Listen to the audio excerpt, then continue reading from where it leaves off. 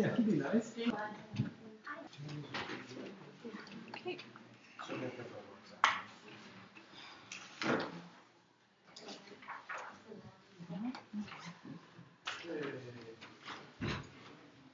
I'd like to call to order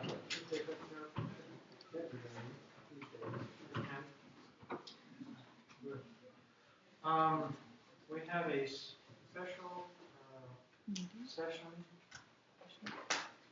special meeting considering a certain topic. Before we do that, because this is a special meeting of a regular meeting, I will ask if there's anybody who has public comment, not on the hearing that we're going to have for the special meeting, because that has its own chance for public discussion. So if there's anybody in the audience who has any public comment, you're welcome. For those of you who weren't at the last regular meeting, we now do a public comment phase at the beginning of every meeting. This is a time for you to come up and tell us stuff. It's still in its infancy, so we're still learning how to use it. It is not available at work sessions. It is only available at regular meetings. So, okay. We will go straight to approval of the agenda. I move we approve the agenda as presented. Second. All in favor? Yes. Okay, this is a public hearing regarding, and there's 3 items here. ZC 1401, a zone map amendment to apply the planned development overlay zone to the property at 532 North Floral. Also, PB 1401, preliminary approval of a 4-unit single-family residence plan development under Chapter 17.40 for the property at 532 North 0. Also, V 1406, a variance to the slope density requirements in 16.04.310 for the property at 532 North Laurel. The planned development request will be reviewed against the criteria from Municipal Code Section 17.40050, Planned Development Zone Permit Criteria. It's been a long time since I've had to read all these things. Shades of Planning Commission. The variance request will be reviewed against the criteria of the Municipal Code Section 17.84030. Variances criteria for granting. The zoning map amendment request will be reviewed against the Municipal Code Section 17.86070. Amendments criteria. The Planning Commission has recommended denial of the request in a 6-1 decision. Does anyone object to the jurisdiction of the City Council to hear this matter at this time? Does any councilor have a conflict of interest or a personal bias? Has any councilor made an ex parte contact or made a site visit? I have made a site visit this morning. I've made a site visit twice. I've made site visits in the past. I made a site visit, yes, yesterday. Okay. Staff report. Mark. Thank you. This is a 3-part proposal that comes before you. This comes to you for a final decision rather than having the Planning Commission make a final decision, because the ZC component, ZC stands for zone change, only the City Council can take final action on the zone change. Since these 3 legs of this proposal, the zone change, the variance, and the PD preliminary approval, are all tightly linked together.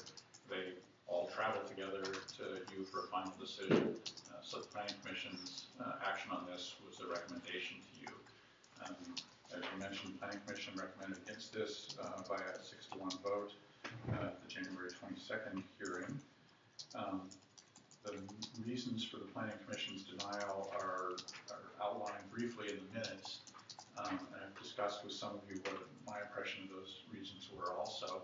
I want to state that the minutes to that planning commission hearing, which are in your packet and are clearly labeled draft, in this case, I want to emphasize the planning commission themselves have not seen those minutes yet, and because this is an important issue, they may well want those revised by the time they're done with it. So emphasize those are draft minutes. They're Alicia, my impression, and based on the recordings of what was said and what happened at that meeting, but they are not approved yet. This information's been in front of you for a while now. The Planning Commission's record is in front of you. The applicant and some other interested parties are in the audience. You need to conduct a hearing on this. You can conduct a single unified hearing, even though this has 3 pieces to this. I recommend you make 3 different motions on the 3 different legs of this. And to that end, I handed out, and it's in front of you, a single sheet that lists draft motions at the top of the page. And that is a way of just helping you keep track of it. I got those both for approval and denial. The bottom half of that page lists 5 conditions. One of you asked me to prepare some draft conditions. I guess I would characterize these as more as examples of the types of conditions you can impose on this type of an approval. Planning Commission in a denial recommendation, of course, did not recommend any conditions to you. These conditions are all amendable by you or can be rejected by you too. So that's where that comes from. Bill Weissman is our land use attorney. Since this is a matter of some interest and potential appeal interest, we brought him in. He wrote an addendum to the staff report, which I'd like him to go over for you now. Thank you, Mayor Stale. Councilors, as Mark said, this is a recommendation that has come to you, and you're the final say in this matter. You can choose to accept the recommendation, you can choose to not accept the recommendation. It's really up to you. And the criteria are listed and went over in the staff report. The Planning Commission focused on a few issues, and I just want to touch on those issues. I don't want to go deeper into any other criteria, but if there are things that you want to discuss, let me know. So let me quickly touch on the issues that showed up in the Planning Commission minutes. The first involves a planned unit development, and one of the standards requires that the site shall include not less than 3 acres, unless you find that the property of less than 3 acres is suitable by virtue of its unique character, topography, or other natural features for planned development. And if you go back and look at the reasons for the planned development, it's to encourage appropriate and orderly development of tracts, to provide a degree of flexibility in the application of certain regulations. In this manner, environmental amenities may be enhanced by promoting harmonious variety of uses. So essentially, the idea of a planned development is to give you flexibility, either when you've got a large piece of property that can accommodate things a little differently, or if you've got a smaller piece of property and there's something unique about it. The staff report indicated that the lots that were created in the 1800s, the slopes, the stability of those slopes, all sort of indicated that, yeah, this is a somewhat unique property that it would be appropriate to apply a planned development. The Planning Commission looked at that and said, well, we don't think so. So that's the first call you need to consider is, do you think this is appropriate for planned development or not? There's also some concern about the requirement that the development be located, designed, and sized so it can be well integrated with its surroundings. And again, that's a policy call for you when you look at that area. Again, the area was platted in the 1890s, and there's, that size is fairly consistent up there, but there isn't development on the slopes. So it's called for you to make, does this planned development allow this to be more integrated, more appropriate for that development for that area or not? With the variance, the variance criteria require you find that there's unnecessary hardship and exceptional or extraordinary circumstances. The applicant and the staff report said you've got the historic land division, you've got the existing significant slopes, really did create unnecessary hardship, and given the development in the area around it, that this is exceptional because other people do have development on those size lots. Again, it's a call for you. Is there exceptional or extraordinary circumstances? There's a fair bit of discretion in there. Another issue that was raised was discussed historic preservation values.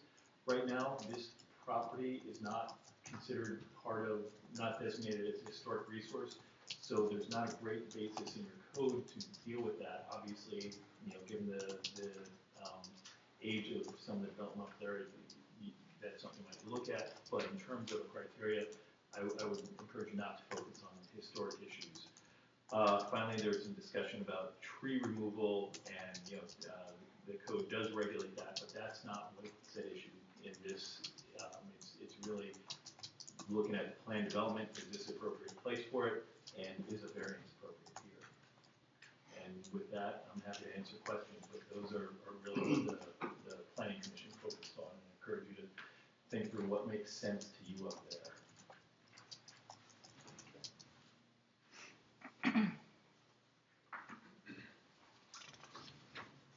With that, any new correspondence from what we've done in the past? I have them.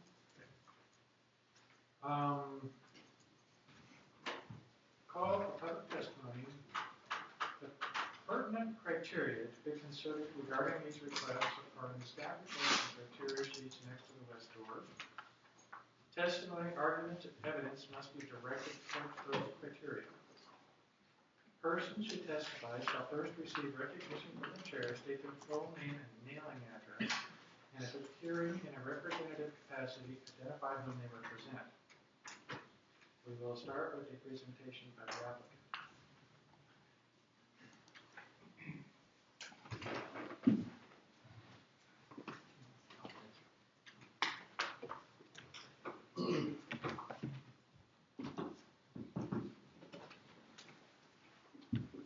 Thank you, Mayor. For the record, I'm Will Rasmussen from Miller Nash, 111 Southwest 5th Avenue, Suite 3400, Portland, Oregon, 97204. Thank you for your time this evening, and thank you for adding this hearing to part of what's usually your work session. We appreciate that. Brief background on how we ended up here. Most of the councilors will remember this property was up in front of the council about 6 months ago on a separate application, just asking that the existing lots be treated as existing lots. That proposal tied 3-3. The Planning Commission came to council. The council said, no, we read our code a different way than what the applicant was proposing in that. Applicant appealed that decision to LUBA, but as we were doing that, we're having conversations with staff and other members of the city, and realized that members of the council and other stakeholders of the city had suggested that perhaps applicant try a different process to get some homes approved on this site that didn't require a strict interpretation of the code any particular way. So we put together this application. This application fits under the interpretation of the code that the city proposed in our last application and avoids that issue entirely. The current PD application, as I think you'll see from Jeff Nicholson and the other experts that we're going to bring up here, fits with this neighborhood to a T. The density that's proposed is the same as the surrounding lots. The scale of development is the same, and the general look of what these homes would look like is the same. We're asking for 4 homes on 25,000 square feet, a little over a half an acre. So this isn't more dense than what's around it by any means. And I want to particularly hit on where I think the Planning Commission got off track on this application. And Councilman Kabisman mentioned several criteria. The first one, and the one that I heard the most from the Planning Commission, was the criteria regarding 3 acres and how could a planned development be appropriate for a site less than 3 acres. There's a particular provision in the Planned Development Code at Municipal Code 17.40.020 that says planned developments should only be used on sites that are bigger than 3 acres. And then it says says unless the city decides, and then I quote, that the property is of unique character, its topography or other natural features by virtue of its qualifying as an isolated problem area. If you look at the staff report on this and what you heard Council Kabison say, there is a number of unique aspects of this site, and it sounds like most councilors have walked the site. Having seen it, I'm sure you noticed it was somewhat unique in that there is very steep parts on some portions of the site and very flat parts on the others. The driveway, the approach to the house, where the house is, immediately to the south of the house, are all relatively flat. They're at the top bluff, essentially the first bluff, once you come off the beach. If you look at the footprints of the surrounding home sites and then the slopes that are on those lots, as we'll provide substantial evidence about in a moment, these lots are actually much flatter than many of our neighboring lots, almost all of our neighboring lots. And the unique character of this site is what makes it absolutely appropriate for PD in this situation, and that's absolutely allowed under the code, as staff found in its hearing, in its staff report, and as Council Kabison just told you. Regarding the site being well integrated in its surroundings, that was another criteria that the Commission had some difficulty with. The lots on this site were platted at the same time as all the surrounding lots. We platted at 5,000 square foot lots in 1890 in the Seal Rock Beach subdivision plat. So it's exactly the same. The home sizes that are proposed on this are actually being contained by this application. This application worked here, and this lot was developed with one home. You could have a 15,000 square foot home on this site. So by proposing these smaller lots, the way the city code works through FAR and setbacks and whatnot, you end up with homes that frankly fit the surrounding better than what the market would put there most likely if Jeff sold this thing tomorrow. So it is well integrated into its surroundings. There's one particular public improvement request that I also wanted to hit on before I'll pass it off to Jeff to tell you a little bit more and show you physically what it is that he's proposing on this site. And that was one of the requests from the Public Works Department to pave a portion of Laurel Street. And I know this is something that Council has heard a little bit about from the public lately, and there are 5 reasons not to require paving in this situation if the Council should approve this application. The first is that it's not linked to any individual approval criterion. The second is that the comprehensive plan actually suggests that you should avoid paving in these residential areas. The comprehensive plan calls for a, quote, a rustic streetscape that permits informal private landscaping regarding public streets. There's testimony in this particular public record from applicant and from neighbors basically saying people don't want Laurel Street paved. They like it the way it is. Thank you very much. I know the Council has received public testimony in their own street paving program from some folks who express interest in keeping a rustic streetscape here in Cannon Beach. And the Chapman Point decision. Chapman Point is 2 lots away, expressly decided not to pave this section of Laurel Street. It would be somewhat ironic if the city decided to ask an individual person like Jeff to pave Laurel Street when a large development like Chapman Point came through and they decided not to pave it. I'm going to pass it off to Jeff now, but before I do that, I just want to introduce 3 experts you're going to hear from today. First is Matt Dolan from KPFF Engineering, civil engineer, laid out the site. He's going to talk with you a little bit about how the site complies with the city requirements. Don, who I believe the city's familiar with from providing geotech services to the city itself, is going to talk about the safety of the slope in this particular site and how he's assessed the slope compared to other slopes in the city, found it's stable and is safe for this scale of development. And David Boneta from 12 On Architects is going to talk about how the homes that are going to hopefully be built on this site look like the homes next door and will honor the character of Cannon Beach. So thank you very much for your time. I'm going to pass it off to Jeff now, who's going to show you what the site looks like here.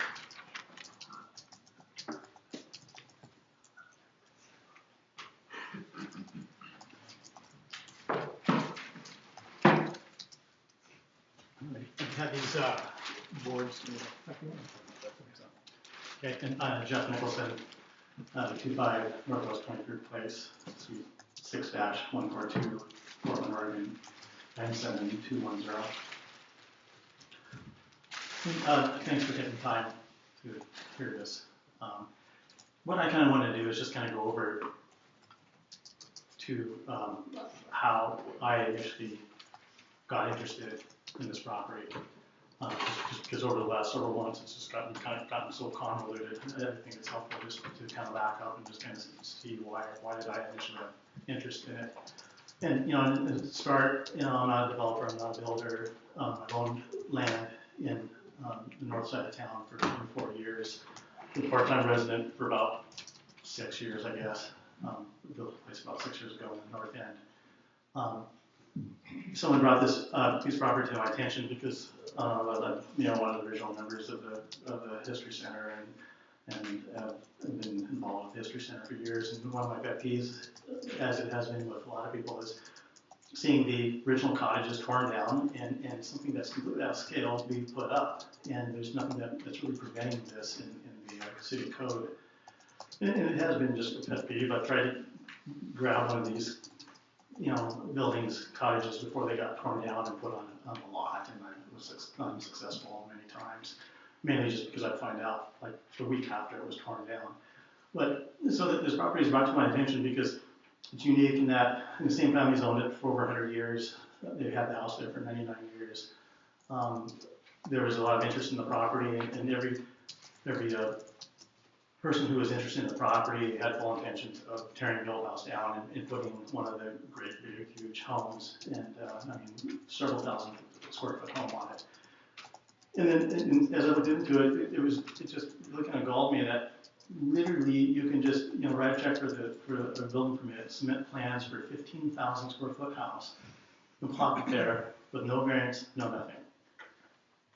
And I thought, this would be perfect to have developed in a way that I think should be developed, and that's within the scale and the historic scale and character of the community. So instead of putting a 9, 10,000, 11,000 square foot house, the old house should be saved, and the other lot should be developed with just regular sized homes.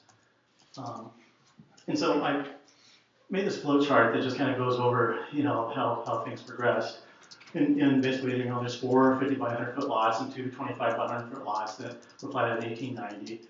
All the surrounding area is all platted 50 by 100, is zoned R2, so single family homes can go under 5,000 square feet. And so just looking at it, does the zoning for these lots allow for single family residential homes in 5,000 square foot lots? It's zoned R2, so yes. If it wasn't, you could still build up to a 15,000 square foot home. And I know people have said, well, that's ridiculous. Nobody's going to build a 15,000 square foot home. I've got somebody who's offered to buy the property who lives part-time in Whitefish, Montana, who has a 12,000 square foot house there. And I assure you that this house is going to be if you build there, between 12 and 15,000 square feet. There just really is interest in the property by virtue of the fact that you could stick a gigantic house, and there's just people, in the country who want houses that size. But granted, I have yet to come across anybody who says, I want to buy the property, and I'm just going to restore the 1,800 square foot, 100-year-old house and just keep everything the same. There's not been a single person who's come forward and made known intentions of doing that. And so anyway, do the lots allow for the required setbacks? And they do. If they didn't, again, you could build up to a 15,000 square foot house by virtue of there being that old house sitting there. Were the lots created before the slope rule? Yes. If not, you could still build a big, huge house regardless of the slope because there's an existing house there. So you would have a yes. Well, so the lots are buildable, except the city, and this is the first hiccup that I ran into, the city feels that the slope rule applies to goes retroactive and applies to all lots, not just ones since the slope rule was enacted. And how I read it, how my attorney read it, is that that's not the case. And so we kind of got stuck there to where my choice was to sell the property and the big house be decided on a lot, or go to LUBA and have LUBA decide, how does it really read? Does it read the way verbatim how we're reading it, or not. The problem with LUBA, there's a couple problems. One, it creates a precedence for the city that they don't want. I'm part of this community. I've owned property here for 24 years. I don't want to do anything that against what the city wants. I mean, I really don't. I plan on retiring here someday. And also, it costs a lot of money. And already a ton of money's been spent. If I've spent a ton of money, I know the city has too.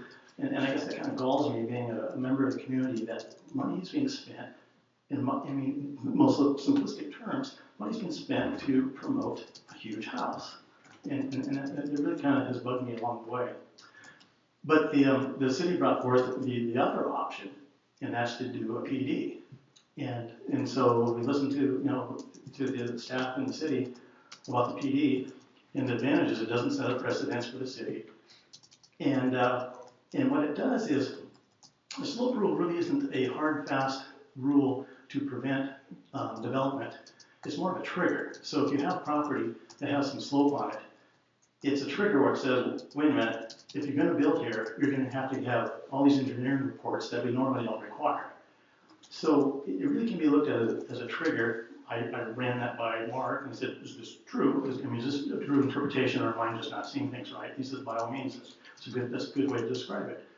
It's a trigger, and so if you want to build on the property, you do it through a PD. And in the PD process, you got to do a lot more engineering, which I frankly had a lot of it I had done prior to buying the property. I just didn't buy the property, just wing it. I mean, I had the property looked into in terms of the geotech. And actually, I was quite surprised that the property is some of the most stable property around town. In fact, I think Don said something to the fact that it's actually more stable than some of the flat areas of downtown. But anyway, the point being, though, that the PD was brought to our attention as a way to avoid LUBA and to kind of use this slope rule trigger. And if it is triggered, then you can still build by virtue of going through the PD process and getting all the engineering and whatnot. And so we filled out, we went through the application, which is pretty extensive, and had all the engineering done, and then the staff reviews it, and it came back that all aspects were fulfilled. And so anyway, we're down to use the plan development process. It does not set a precedence. The method through which lots with slope can be built on through getting geotechnical and civil engineering evaluations and design. I got that done. The site is stable. If necessary, are there basic construction techniques that can be utilized to safely build on a particular lot? Well, 3 of the lots, you can just use just plain old foundation, just a footing and a wall. On one of the lots where there's more of a slope, there's a screw wire type of foundation that doesn't include any type of piling, piles being driven or anything like that. And then another thing I would just say is that, I've heard testimony from people who, and granted, I know people would like to have not a single other house built in Cannon Beach. That's just not going to happen. It's not going to happen with this property, really. I mean, in most simplistic way of looking at it, in my eyes, it's either going to be developed within the historic scale and character of the community, which is why probably most of us like it here, or it's going to be developed with a great big huge house. And it really does come down to that. But I know, I've had complaints with people that there's going to be some trees cut down. The property's going to have more trees than any of my surrounding neighbors. I mean, Jane Victor, they may have probably equal density of trees, but any other surrounding property is pretty much denuded of trees. So I'm going to have infinitely more trees than any of the neighboring properties. There's people who have been concerned about the slope. And again, some came from neighbors who their property actually has more slope. But again, I understand some people would prefer there never to be, that just be a park. If somebody wants to buy the property and donate it as a park, more power to them. I can't do that. And personally, I like towns, I like cities, I like architecture. In my mind, towns are meant to have homes. And the other thing I just wanted to review is that from the very beginning, I knew, I know what the comprehensive plan for the city says, and I knew that everything that I was wanting to do followed within the comprehensive plan. And there's just a couple, quotes from the comprehensive plan. One is Cannon Beach will continue to be a small town where the characteristics of a village are fostered and promoted, both the physical and social dimensions associated with the village will be handled. Cannon Beach's evolution during the next few decades. And the element of the town's physical form, which the plan will foster, are buildings that are generally small in scale and appropriate to this setting. And I had, for the planning commission, I had a 3D model of the site, which was taken from 60,000 points, survey points, plugged into a computer, and then this model was actually printed off using that new technique where they actually just make like 3D models from the data, and then have the and then put the neighboring homes. And so what it shows is the site, the property that I've got with 4 homes on it, relative to the surrounding neighboring homes in a true replica of the topography of the area. And the most striking thing that I think of, given this was probably a lot more involved project and we probably didn't get my return on time invested on this thing, but in a nutshell, I think what it really is good for is you look at it, and if you didn't know where the development was, development meaning 3 other houses other than the old house, looking at this, if you didn't know where it was, there's no way in the world you could pick it out because it just blends in with all the surrounding neighborhood. It's actually a little slightly less dense. The slopes are a little less than some of the surrounding neighboring homes. But in a nutshell, I think what this best shows is it just kind of fits in with the surrounding neighborhood. And again, being a neighbor 2 blocks away myself, that was my whole purpose, was to do, it'd be a fun project for myself where I could have some say in how a little chunk of Cannon Beach is developed. And the way I want it developed is within the historic scale and character that we all, or most of us, like Cannon Beach for. So if you have any questions, I'd be glad to try to answer them. Maybe see Yeah. Well, on the model, feel free to look at it and pass it around. If you engage in a lot of off discussion away from the microphones, I guess I'd ask you not to.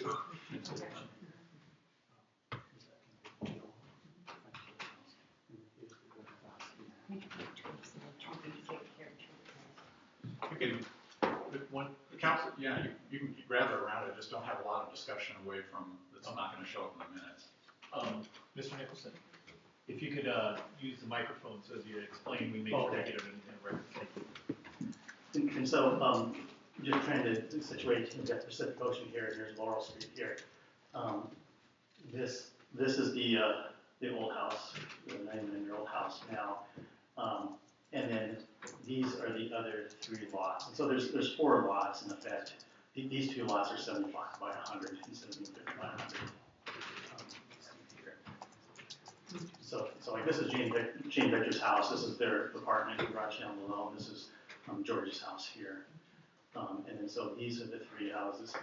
And again, the thing that kind of stands out is if you look at the slopes of a lot of the neighboring houses, particularly here, the slopes are not as great as some of the neighboring homes, and the density certainly is well within the neighborhood.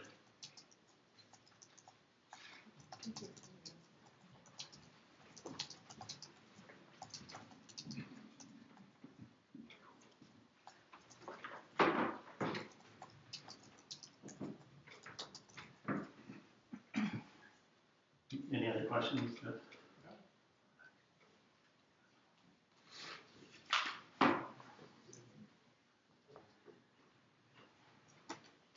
And another thing, most of you, if not all of you, have done a site visit, and I think one thing that's kind of deceptive that doesn't, the model doesn't help with either, is that the driveway. When you're looking at the driveway, it's easy to assume that the south edge of the driveway is the south border of the property, and it's actually about halfway through George's front yard is actually where the south border of the property is. And so when you take that into account, it is really remarkable how much flat land there is up there. You've got the old house, you've got the lot just south of the old house, southwest lot, and then the southeast lot, and then the northeast lot. And part of the northeast lot is actually where that driveway is. And so, part of what's deceptive is looking at the driveway. It's easy to say, it's just easily to assume that south border of the driveway is the property line when actually it's over in what looks like the George's front yard. And George's property, when I say that, that's actually just the property just directly south of me. And the Georges are in favor of this.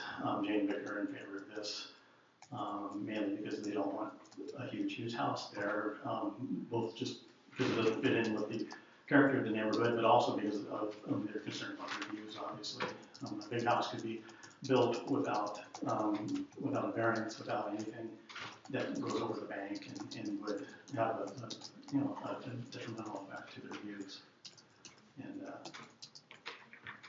that is probably why I got their support, because they're wanting something that ties in with the neighborhood.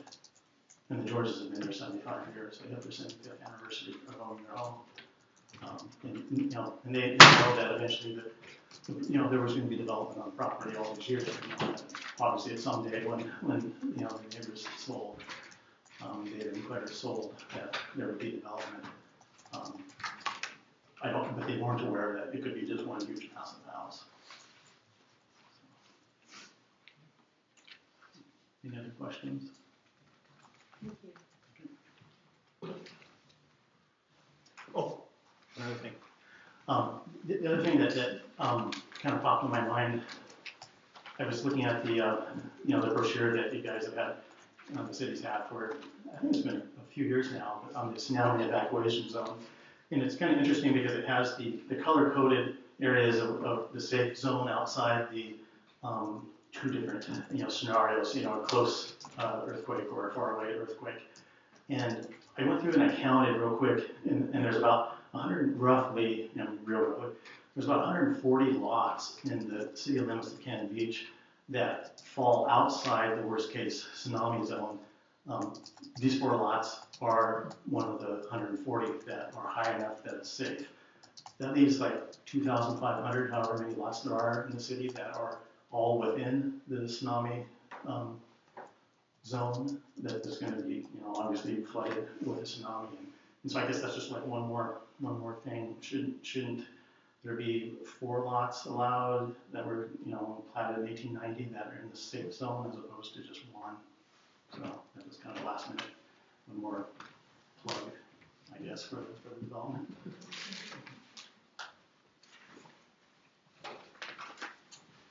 Good evening. Thanks again. Matt Dolan, KPFF Consulting Engineers, 111 Southwest 5th Avenue, Suite 2500.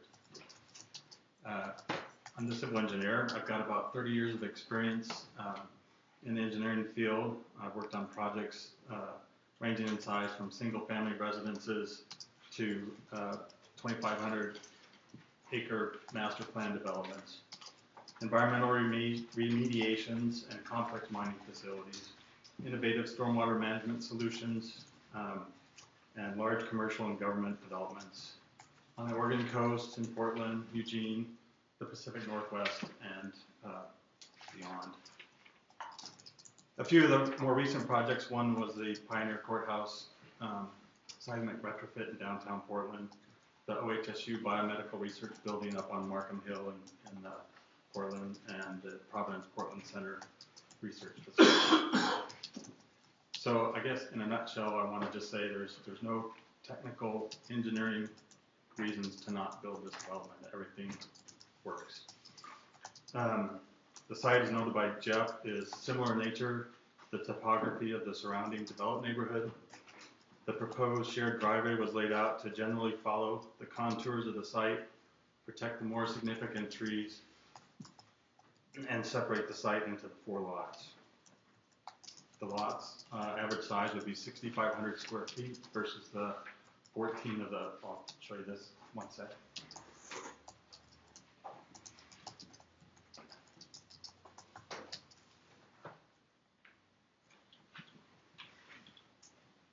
aerial photo of the neighborhood taken off of the city's webpage with the LiDAR contours labeled on it.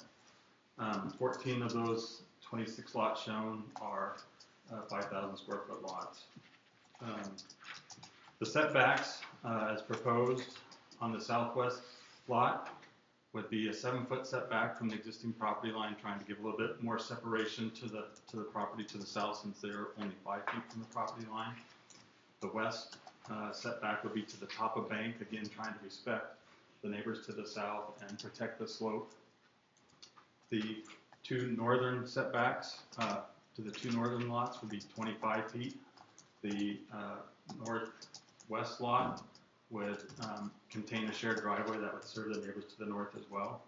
And then the 25-foot buffer on the northeast lot would be preserved as a more natural space and left with some enhanced planting.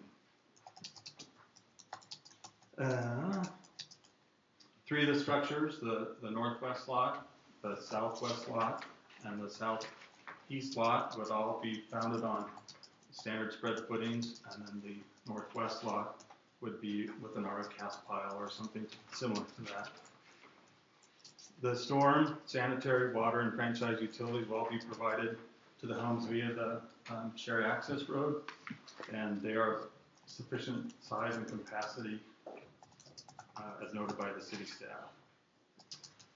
On this particular aerial photo, I took the information from the city's webpage about the average slopes for the lots. Of the 26 lots shown, 16 have slopes in excess of 15%, or roughly 62%. Of the 16 lots with slopes in excess of 15%, 88% fail the slope density rule, as noted with the red and blue pins. 93% of those lots that fail have structures on them. So not asking for anything different, simply just asking what's historically been allowed in this area. So again, from an engineering standpoint, there's really nothing to preclude development of the site. And to talk about the geology, I'll turn it over to Don.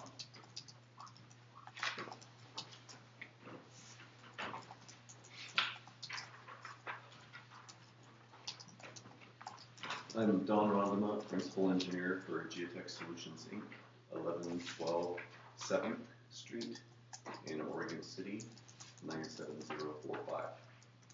I've been a registered professional engineer in Oregon for over 23 years and have specialty registration as a geotechnical engineer as well, and my master's degree from Oregon State University in geotechnical engineering. I've done a lot of work in Cannon Beach and the Northwest. I did the work for the infrastructure for Chapman Point when it was first developed, as well as several of the foundations for homes there. I've worked for the city helping improve the stability of the S-curves on Hemlock Street, Elk Creek Road landslide. I've recently worked with Hallmark to help underpin their frontage landing that was moving down the hill. And they have another slide as well that I'm working with them to help repair. I've worked on Nicola Square, 2nd Street seawall in Cannon Beach, and dozens of other houses and foundations in the city. And this parcel is pretty straightforward from a geotechnical perspective. It's older tertiary, secondary stabilized sand deposits. They're not saturated, so they're not liquefiable like some of the sands downtown. They're not on the marine terrace formations that can be very compressible and have problems with settlement for foundations, such as this building is on. And they're not an old landslide terrain, which a lot of Hemlock Street, as you know, with the S-curves is on, Haystack Lane, myriad other small maps, slides that you're aware of in town. So it's pretty straightforward. There is one lot with a little bit of slope on it in the southeast quadrant, which is pretty simple to put helical piers under as foundation elements. And those are the same helical piers that we put under a lot of houses in town, including that landing at Hallmark that I just referred to as far as foundation support on sand slopes. So it's pretty straightforward. There's really nothing special geotechnically about these lots, and it would be simple to develop with the proper conventional foundations and embedments of those foundations. So that's the, Jeff stole my thunder, or a little bit, with the tsunami inundation and elevations, which also the elevation of these sites reduces that risk as well. So there's really nothing geotechnically that is surprising or that would preclude development of these lots. Did I hear you say that the southeast lot would be the one that required? Northeast, my mistake, northeast. That's what I thought. I was looking at it from the other direction. That's my excuse.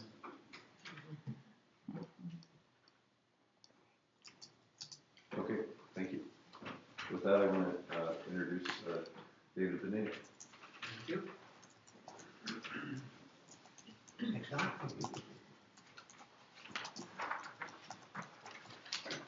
My name is David Pineda with Toliban Architects, Post Office Box 648, Tolibana Park 97145. And I've been an architect in Cannon Beach for 5 years since I moved from Portland. My family's owned property in Cannon Beach for 20 odd years, maybe 30, I lost track. Anyway, long time Cannon Beach resident. And I did want to mention Don Rondema's qualifications again. I've worked with Don on several projects. I think he was most famous for stabilization of the S-curves, which was a pretty challenging project, I must say. And if he wasn't already involved in the project, I would have recommended he be involved, because Don, I believe, is one of the foremost experts on the geology of Cannon Beach. One of the things I just wanted to touch on real briefly is the architectural character of the proposal before you. We've done numerous beach houses and cabins now in Cannon Beach, and I really feel comfortable and familiar with the style of the area. We haven't actually been retained, and I think it's a little premature to actually be designing these houses at this time. However, I can tell you that they would be, the intent would be to very much keep them in both the scale and the character of the houses of Cannon Beach. And again, as mentioned, that would be difficult to do if just one large house was to be built on the lot. It simply would not be able to be designed to fit the character and scale of Cannon Beach. A couple other things just wanted to touch on. Actually, developing this property in the scale that Jeff is suggesting is really going to be able to retain the majority of the trees and the most trees of any size development, if you will. I think we're actually retaining 33 of the trees and proposing to remove only 17. We're also adding about 7,000 square feet of new vegetation. So again, those kind of figures just wouldn't be able to be attained with any other scale development. So I guess what I would kind of in conclusion suggest is that it seems like with Don's expertise in looking at the city's website, we know that we have a good sense of the mapping of both the city and this particular property in general. And as Don has mentioned, it is one of the more stable sites in the city for development. And so I guess I would suggest that the trigger, if you will, of this current zoning ordinance is really kind of a antiquated figure, if you will, or a trigger, if you will, in that the technology has advanced so much in the last 20, 25 years, both in soil sciences and just the knowledge of construction. You know, things like gravity retaining walls that are self-supporting. That I believe really that trigger is no longer applicable. In dealing with other municipalities, and Clatsop County is a perfect example, they really rely upon the soil sciences to make the determination of what's developable and not, versus just a simple formula trigger. And so I would not only suggest approval of this development, but just consider, you know, how we, I guess, really evaluate these types of properties in the future. So with that, I'd like to reintroduce Will. Thank you.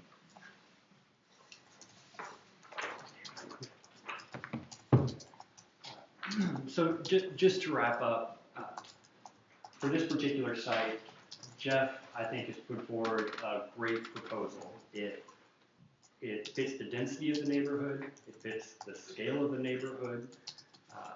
As David just testified, its design is going to fit the design of the neighborhood and the character that Cannon Beach looks for and asks for.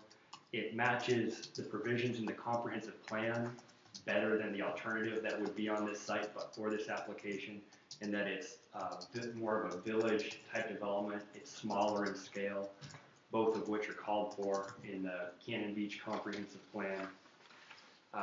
It's somewhat unique. In the record, there are 17 letters of support for putting 4 houses on this site. I think that's very unusual for a small development of this site, including letters of support from both of the abutting property owners, the folks to the north and the folks to the south. I think Jeff has pounded the pavement, or pounded the gravel in the neighborhood to build support for this proposal, and he's put forward a really good proposal. There's approximately 50 trees on site. He plans to retain 33 of them. That would be a more tree site, as Jeff mentioned, and is shown in the tree retention plan in Exhibit 7.3 in the record, than all or almost all of the surrounding sites. In this particular application, we coordinated closely with staff to avoid some things, to avoid any sort of precedent for the city, to avoid any sort of interpretation of the slope density rule. This application fits within the interpretation of the slope density rule that the city said they wanted the last time we were in front of you. And this application avoids running off Toluba and the time and energy and resources that go into that. So we humbly and respectfully request that this council consider approving this proposal, and thank you for your time. Glad to answer any questions you may have about the code or the proposal. I'm sure we'll have more questions as soon as we get more into it. Wonderful. Thanks.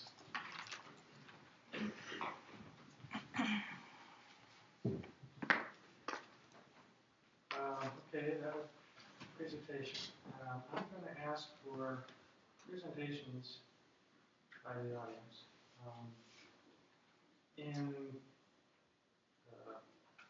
Considering time that this could last, those of you who have sent in letters, we've read the letters. If you want to emphasize something in the letter, you're welcome to. I just want you to remember, you don't have to read the whole thing if you don't want to. That's just in the spirit of saving time. First, we will ask for presentations by proponents. Anybody wish to stand up? Support them? Okay. Are there any presentations by opponents? No?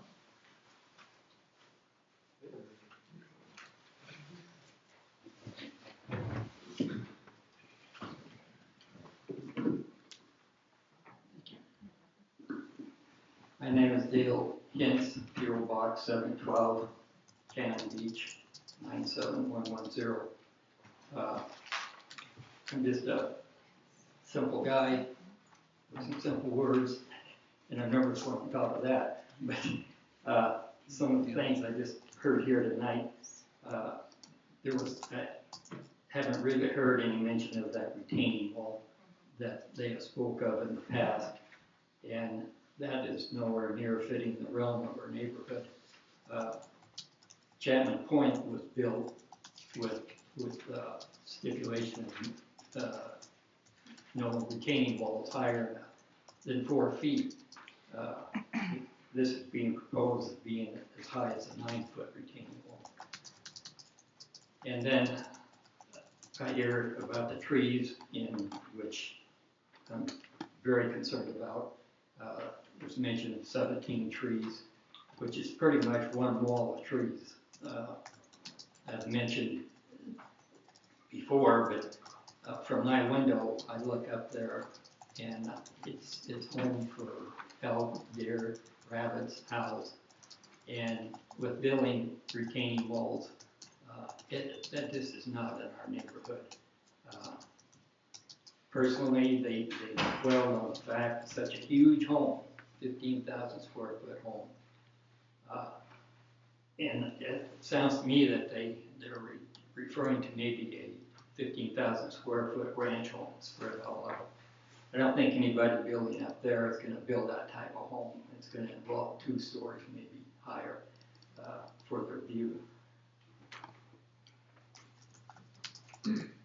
And, you know, as far as how many variances these folks have got to ask for to do what they want to do, I know it's meetings I attended, you know, we're pretty concerned about how many variances need to be allowed, you know, on any set property.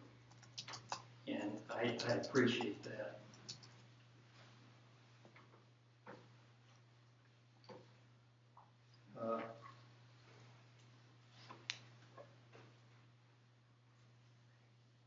And as far as a tsunami zone,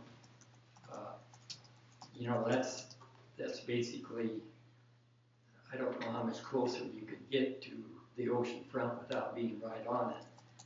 I know I, for one, if tsunami hit, this boy would be heading the other direction, wheelchair and all. And with that, I guess that's about all I got to say. Thank you, Jim.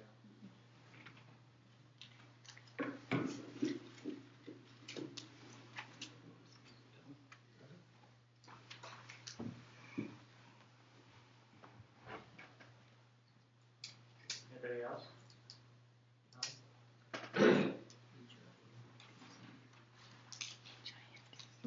Tommy Huntington, P.O. Box 1054, Cannon Beach. Everyone has been referring to how familiar they are with Cannon Beach, and I've been coming here since 1945. So I'm somewhat familiar with it myself. And I live at 587 North Laurel. When Chapman Point was developed, the homeowners up there went to court and spent a considerable amount of money to keep them from paving the access to Oak Street with the idea that it would become a skateboard park. Well, so now there's a 40-foot gravel section at the end of Oak Street where it runs into Laurel. And that's my concern. I mean, as far as the planned development is concerned, I mean, it seems absurd to me, but that's not really my concern. My concern is the paving of Laurel.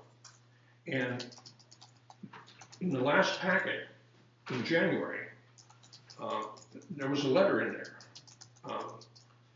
from the city planner stating that it would be paved, like it's a foregone conclusion.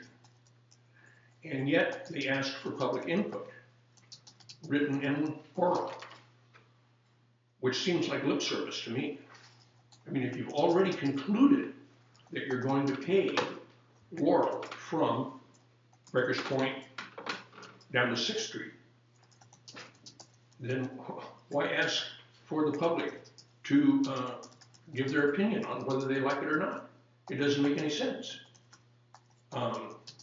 And it doesn't seem fair. It's just not fair.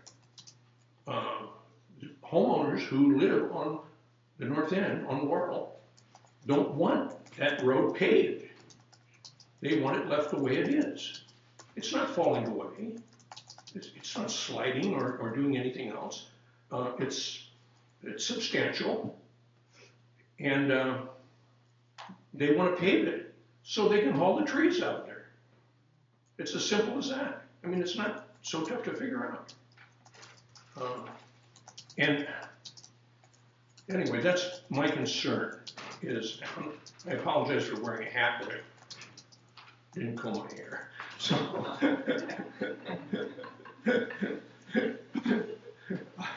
so anyway, that is my concern. I mean, I've been coming here for a long, long time. I mean, I live here permanently now. I lived in Astoria, and I lived in Portland, and a number of other places. But I've been coming to Cannon Beach since I have a picture of my grandfather and me sitting on the beach at Cannon Beach with a newspaper that says "Big Fire Out of Control," which was the Tillamook Burn Fire. And so that dates it right there for 1944, 1945, something like that. So I am a Cannon Beach resident, and I love the town, and I hate to see, we don't need a 2-lane road going down Laurel. We just don't need it, period. So anyway, thank you for your consideration. Any other pop on it? Okay, any staff comments? I think. Do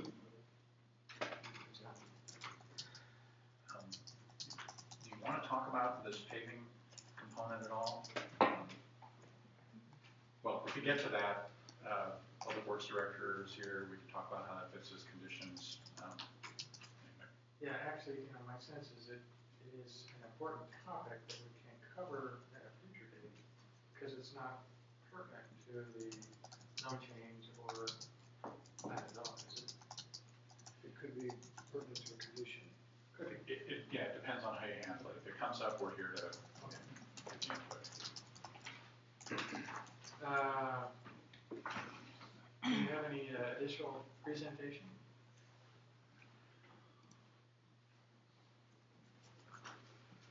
Just had a couple more things to comment on.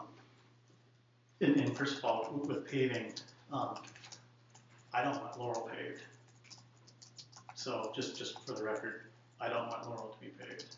My understanding is, just because I've been around, literally I've owned property here for 24 years in the North End.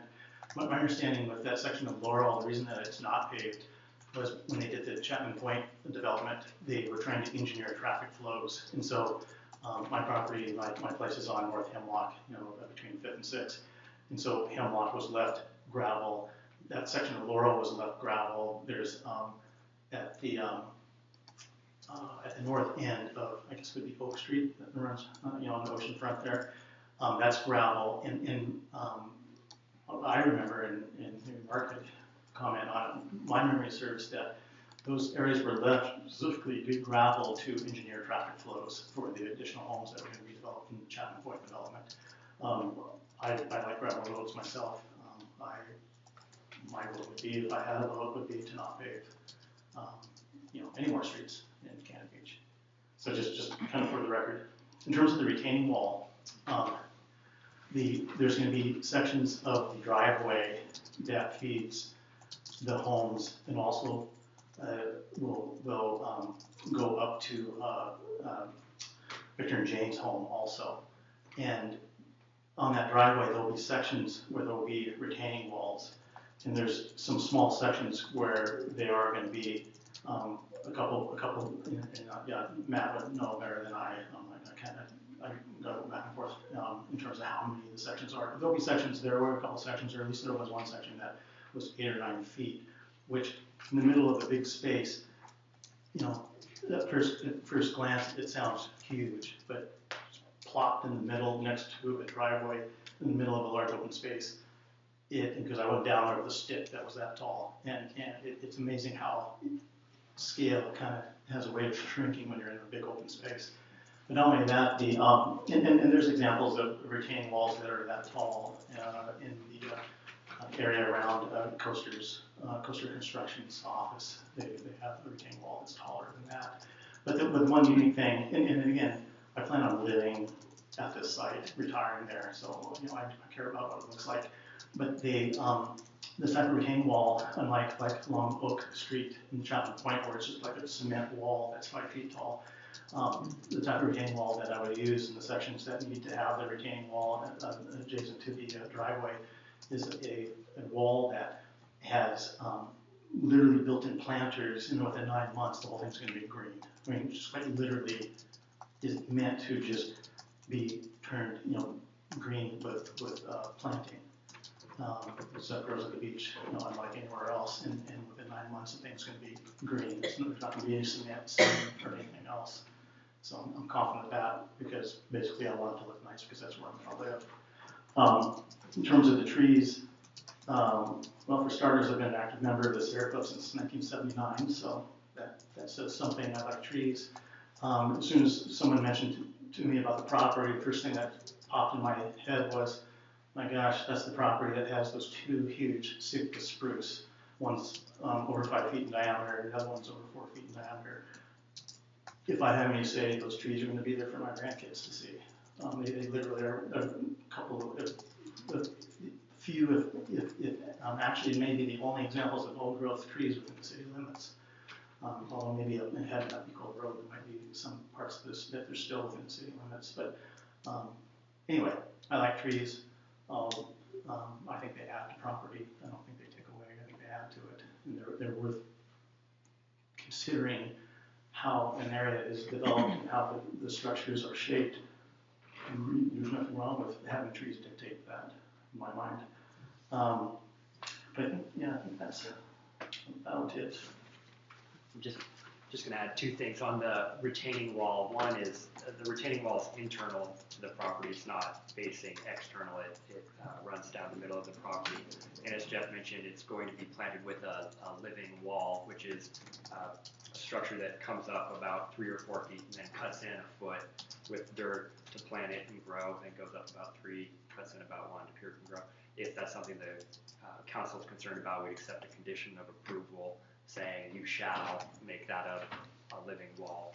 Also wanted to correct one thing on the record. There was a statement regarding the height of the retaining wall at Chapman Point. Don Ondema worked on that project and is familiar with the height of the retaining wall there and can clarify.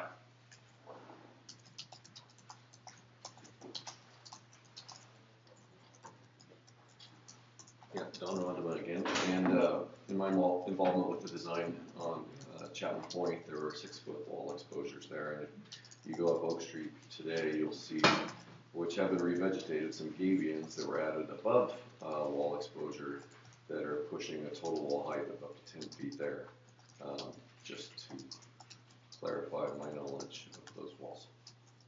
Okay, Don, Yes. can you clarify, did you design the wall, the dry and the retaining walls? I did the geotechnical engineering for those, and I believe Group McKinsey did the structural I want you to engineering. go over with us and make it clear. And looking at the drawings, I wasn't totally clear. It looks like there's going to be on the right-hand side. How far into the property does the wall begin? Where does the wall begin into the property? That would be a question better addressed by Matt. He did the layout for it, and I was referring to the Chapman Point wall that was structurally designed by somebody else back in the day. And if I may step up to the picture, it's the wrong picture, but I'll try and speak loudly. The wall, so the driveway is going to come in and try and avoid the large Sitka spruce that's right next to the driveway. It'll come in, it'll angle in, and where the pull-out parking area is, now that will be at grade in terms of where the wall is.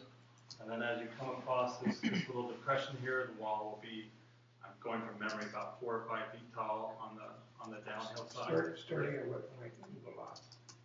About right. So starting about 20 or 30 feet or 10 feet into the lot? Yeah, there's a little section at the very start that's about 2 feet tall. It hits grade and then it drops off down in that little hole. And then I think it gets up to about 6 feet tall. And as you wrap around the contours, wrapping around the contours, kind of going from east-west direction to the north-south direction, it gets up to about 9 feet tall. And how long does that run from the start to the beginning? How long is that? I'm off of memory again. That's about 100. The total length of the wall is about 125 feet. Continuous. No, there's some breaks in it where it touches ground again. Okay. The 3D. Oh, excuse me. And then on the other side of the road, there's also a retaining wall at the turn. No, that's supposed to fill that area in. The retaining wall will be on the one side only. the Yes. north side only. Correct. And the maximum height is 9 feet. Yes. I was just going to say, the 3D model that Jeff had built with the 60,000 data points of topography information shows the retaining wall to scale. So I'm going to hand that to Councilman Vetter, who asked the question.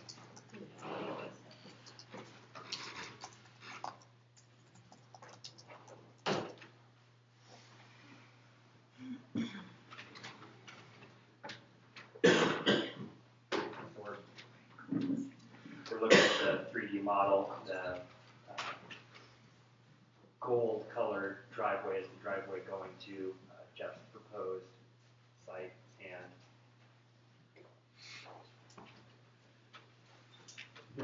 So the retaining wall is shown here. Where it is, and looking at the angle, that's not, how could that be 8 feet? That's not, but the scale is actually really good. So granted, this is pretty small model, but it does show where the tall sections are. And that's the big, there's a big shot of City Spruce right there. This is the north side.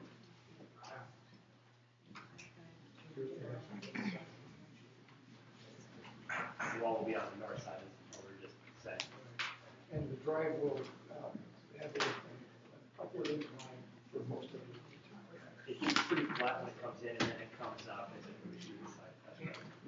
Even a wall map.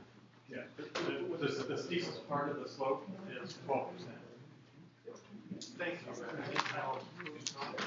Sorry, that was Matt Dolan, did you get that? And the profile of the road shows up on the C7.3 drawing, I think.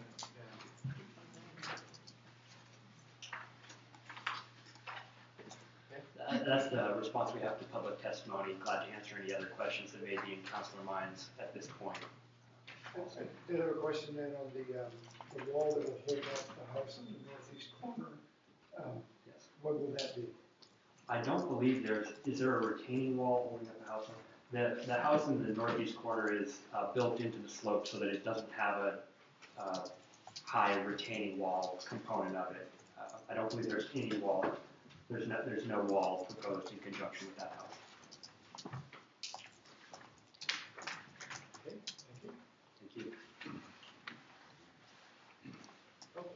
Hearing's not being continued, so I will close the public hearing and move to consideration. Any questions or discussion on I have some questions maybe for our attorney. As it relates to the chapter 17048010, section 8 states the intent of the chapter is to encourage appropriate orderly development. You read part of that. But orderly development of tracts of land that are sufficiently large to allow comprehensive planning. That section continues by stating its intent to encourage enhancement of environmental amenities. So, as I look at that, I have trouble seeing several things. One is part of section C of this section says that it's not the intention of this chapter to bypass regular zoning provisions. And I know this is one of the points I think was brought up in some testimony, some of the, not the minutes, but the recording of the previous planning commission hearing. And it says, nor is it intended to be a means of maximizing density on parcels of land which have unbuildable or unbuildable areas. It seems to me that these objectives are not being met because sufficiently large is further identified in 420, 17, 420, as being not less than 3 acres, and you mentioned that as well. It does give exceptions, but the exceptions, it seemed to me, were addressed to a larger area for which an applicant was proposing a smaller section of that for a planned development, based on, the character of the property, the topography, other natural features, or qualifying as an isolated area. Things that none of these are exceptions that would apply, because the real reason for it being less than 3 acres is that's just the size of the lot, and nothing to do with natural terrain, the topography, or as an isolated area. So it seems to me that this, on its face, does not qualify for a planned development on that point. And, Commissioner Benefield, let me, Councilor Benefield, let me quickly, I think that's one way to read it. Let me suggest there is an alternative way. If we look at 010A, it says it's the intent of this chapter to encourage appropriate and orderly development of tracts of land sufficiently large to allow comprehensive planning and to provide a degree of flexibility in the application of certain regulations that cannot be obtained through a traditional lot-by-lot subdivision. Now, I think there's a way to read it that you do, which says, we're really dealing with large lots. There's another way to read it saying, hey, you've got big lands, let's do this in a way that gives us, that lets us comprehensive plan it. And also let's take a degree of flexibility that we can put, and it's not necessarily on large land, but on other circumstances. And that interpretation kind of plays itself out with 020A, where they talk about the site shall include not less than 3 acres of contiguous land, unless the planning commission finds a property of less than 3 acres is suitable by virtue of its unique character, topography, and other natural features. So there's the 3 acres, the large size, or if you've got some unique circumstances. And I don't disagree with the way you read it. I'm saying there's an alternative way that you can read it to say that we're really dealing with 2 different situations. One is large lots, let's plan them comprehensively, and second, there's unique circumstances, let's deal with that. If you were to go down the path of looking at the unique circumstances, then we get to the question that you raised, are there unique circumstances here? And that's a policy call for you about whether or not these are unique character, topography, or natural features. The applicant says we've got topography, we've got old platting, and that's what gets us in the door. And that's a call you get to make. I do want to also respond quickly to your question about C, or your comment about 010C, about the intention of the chapter not to bypass regular zoning provisions solely to allow increased density, nor is it a means to maximizing densities on parcels. And this is a tension that a lot of communities find with planned development, because the idea is, if there are in fact large areas for comprehensive planning, or their unique features, topography, wetlands, other types of things, typically a classic subdivision grid runs into problems. But then what happens if you do that flexibility, you end up with greater densities in some areas that present other problems.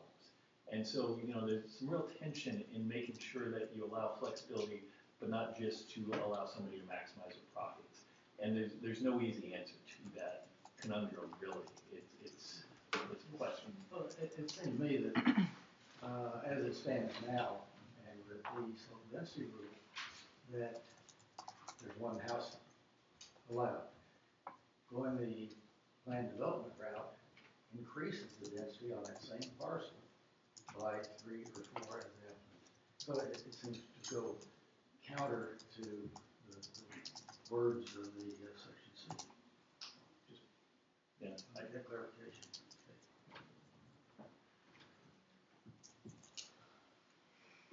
I guess the other point that, as long as we're talking about that same section, it talks about enhancing the environment, and I guess cutting down 17 large trees seems counter to enhancing the environment. Just addresses some of the public comments.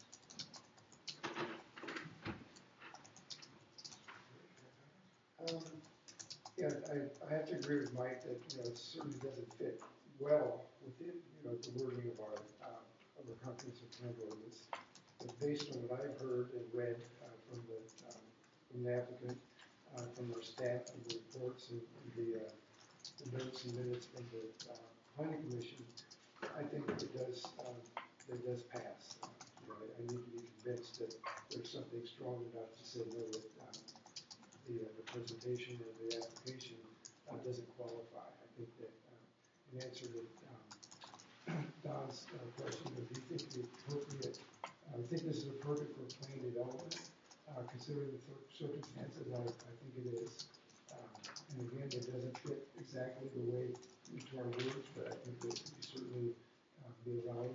And then are these extraordinary circumstances, and yes, they are, and that these lots are, there's a lot of flat land there, but there's some real deep, steep land there also.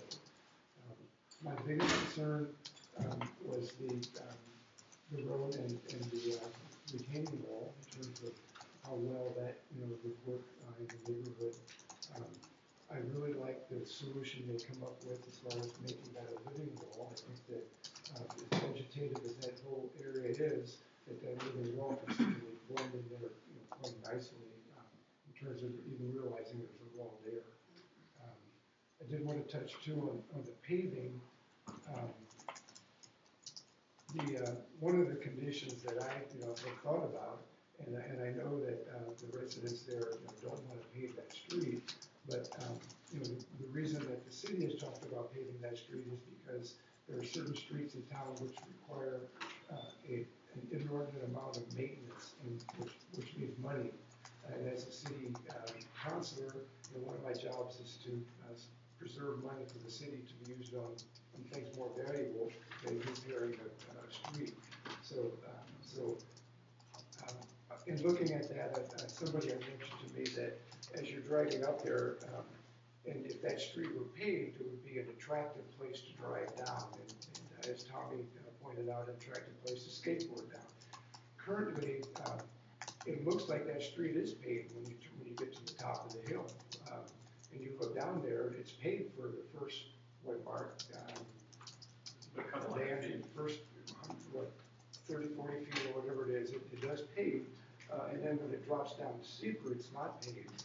And one of my thoughts was, as far as, again, for the sake of the city, if it were to get paved down to their drive entrance, which still would leave a major part of the street unpaved, and it wouldn't change the visual, at least not when you're at the top of the hill.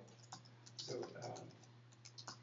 that's kind of my point of view of what I've seen so far and heard. So I'd like to hear from the other councilors.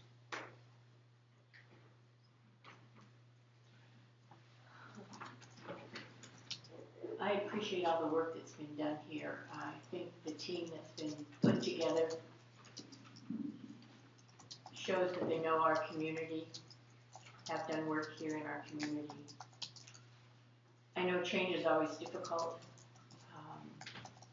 There's several pieces of change in this proposal in terms of the number of residents on this property, the fact that something will be happening to this property that has been as it is for 100 years. It was on the market for quite a while.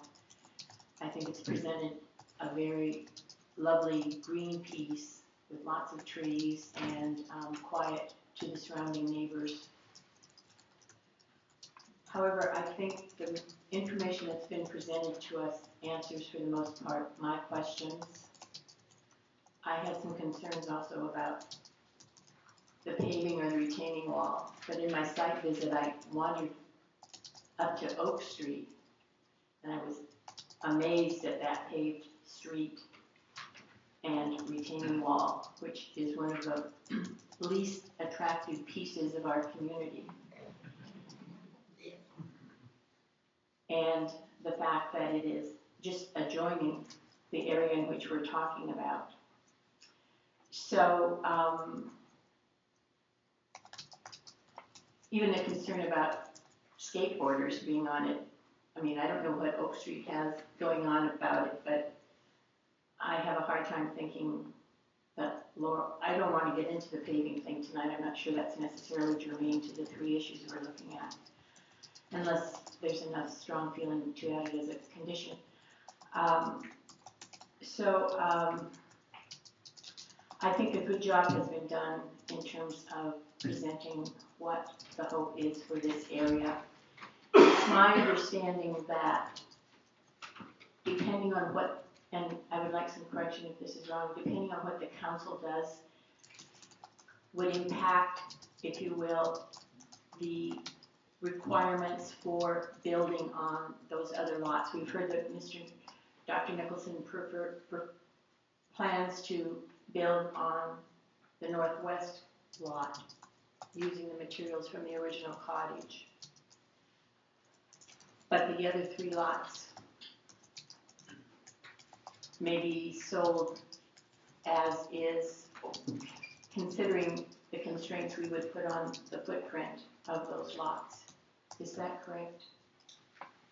Mr. My Rasmussen? preference is to, my hobby is designing homes, and my preference would be to do them myself, design them myself in conjunction with a qualified architect. But, so in doing so, if I were able to do them myself, I would not want to do them all in 1 year. I want to have it done over time. So that's my preference, is to have those for my own outlets. But the lot configurations that we've been given are what the lots would look like, Yes. on which any kind of construction would be placed. Yes, yeah, it shows the building envelopes, that's where Thank the you. construction would be. The other term, building envelope. I'm looking at the piece that says lot configuration.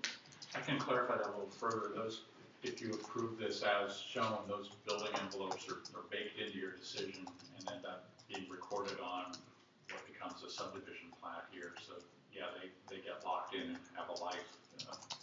In perpetuity with the deed of whatever it is. Permanent as anything is, yeah.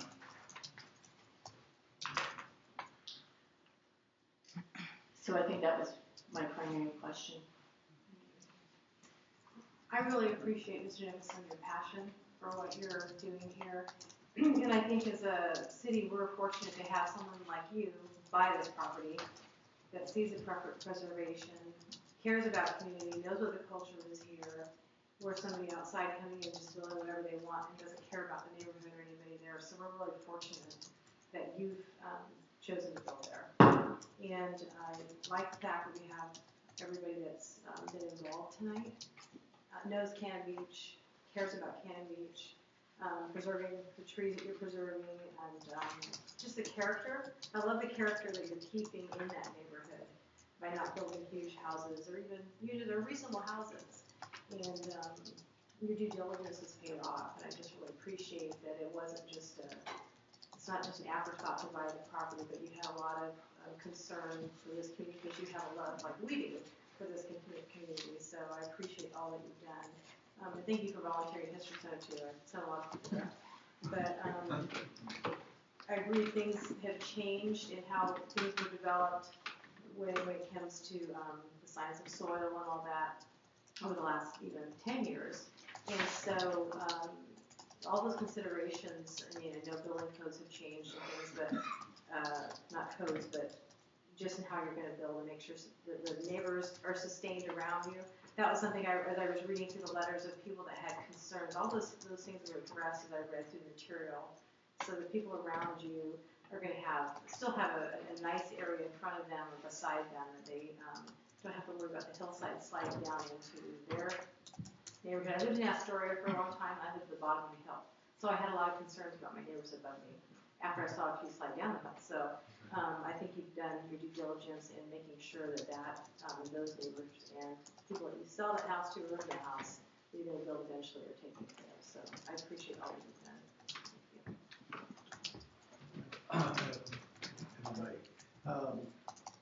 One of the, reading through the plan development section, I believe it's 1704-30, G1, it makes statements that the council may require that a suitable area for parks or playground be permanently reserved for the owners, residents, employees, patrons of the development. And it occurred to me that northwest parcel identified as Lot 4 is the one that has the most significant number of trees, and it's the section or the lot that is most visible to the rest of the neighborhood. Wondering how the applicant would take to a condition which is allowed by the ordinances, a condition that that lot be reserved as open space or park for the development.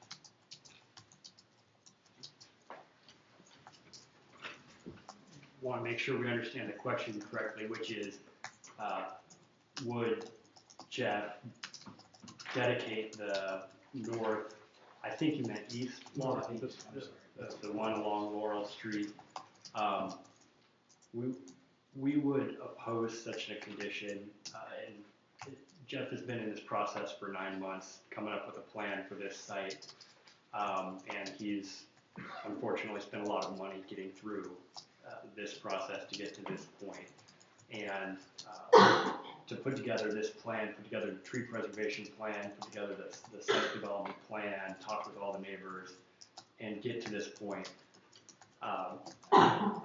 I suspect Jeff would feel comfortable making minor revisions to the plan if that makes the council feel more comfortable, but just chopping off 1 of 4, I think would be too much. That's very small. That would be your recommendation to him. Yes. Can I ask the question? Are there conditions which you would be comfortable with and be willing to offer? Well, I think in terms of decreasing the density even less. Certainly that would be one. Certainly that would be one. That's one of the factors is the size of the houses has been something which has been up to discussion. Yeah, I think Can we have just one moment to chat about that question? I mean, it's a really big question. So can we have just 30 seconds to chat and come back to it?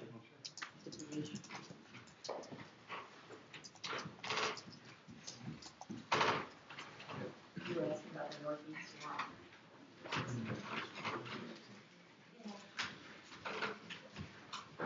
Sure.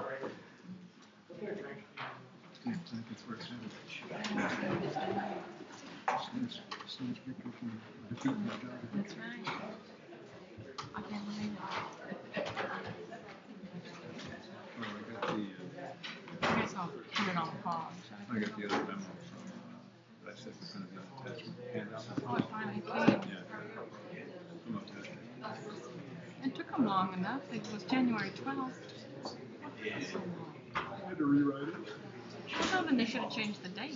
No, that's all right. Well, I think you can see it. So that's fine. Even if I could put it on pause. Okay. Okay, back to order, please.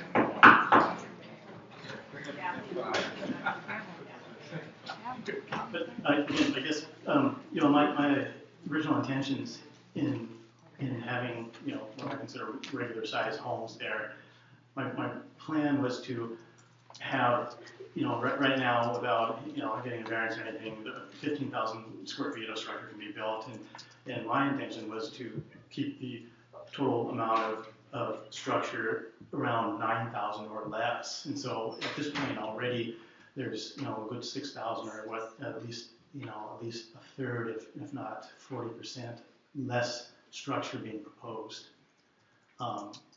So I don't know if that is of any benefit. To me it is. There's the other thing that's in there that why I've gotten lost is that there's a stairway that's been there for 100 years apparently. Obviously not the stairway that's there, but there's been a stairway there for 100 years. And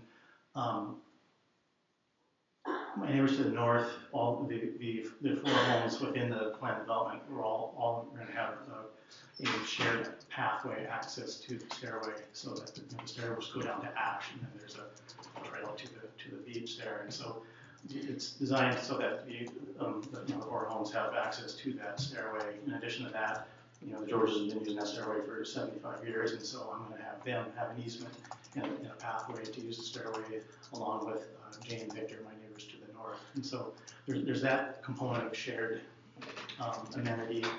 In terms of there's on the northeast lot, I've got a setback, I believe, of 35 feet from Jane and Victor's apartment and garage there. From that property line, I've got a setback of 35 feet. And that is going to be a green space. In terms of having like a playground or whatnot, you know, just talking with most of the people around there and myself, I would prefer to have, you know, a couple chairs and just have it more of just a green space, quiet green space, and that seems to be kind of what the consensus is of what people would favor having there. But there is that northeast lot, 35 by 100 feet of it is set aside now as green space. If that's of any benefit, I feel that it is. So that green space is not necessarily going to be very accessible or usable. It's just going to be like natural. Sure. It's got slope to it, is one component of it. So as a practical matter, we made the judgment call in the design of this plan development to retain that as a green natural space and retain the big old spruce tree and retain some other green natural areas. But as far as what people are going to do when they want to go outside at this location, what Jeff was saying is they're going to take the stairwell down to the beach. I mean, nobody's going to hang out at a 5,000 square foot park at this location when they can go play at the most gorgeous beach in the state of Oregon. Well, you're assuming that nobody has kids then, because my kids were really not going to go to the beach. Yeah, no, and actually I agree. You know, I've crawled every square foot of that property since getting it last summer. Just that's been my pastime for the last however many months. And that area is various. I mean, there's no question that paths could be built and it could very easily be used. But in terms of having like a playground structure and whatnot, you know, personally, I mean, I have a daughter, a young daughter, and she's more apt to just want to climb the tree than, you know, playground structure. But I just think, you know, I agree with Mike that if it's going to be a planned development, it would be nice if there was something planned other than houses. You know, some amenity which complements the fact that, you know, that it's a planned development, I guess. So that the property that's not being used would be easy to access, so kids could play in it, and, you know, undangerous, so there would be maybe paths down, so there's just not a steep slope to get down to the bottom, but certainly kids love to play at trees and around trees. Yeah, and the slope is not to any degree that a path would be precluded. I've walked it up and down myself, no path, easily.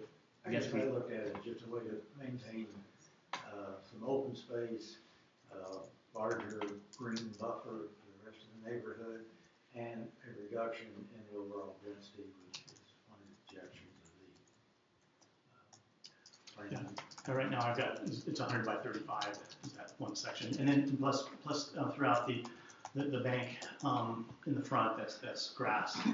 There's another area, granted, that's not, you know, that's not accessible other than the stairs being there. But through the center of the property, and quite frankly, the driveway. The driveway is going to be curved, following the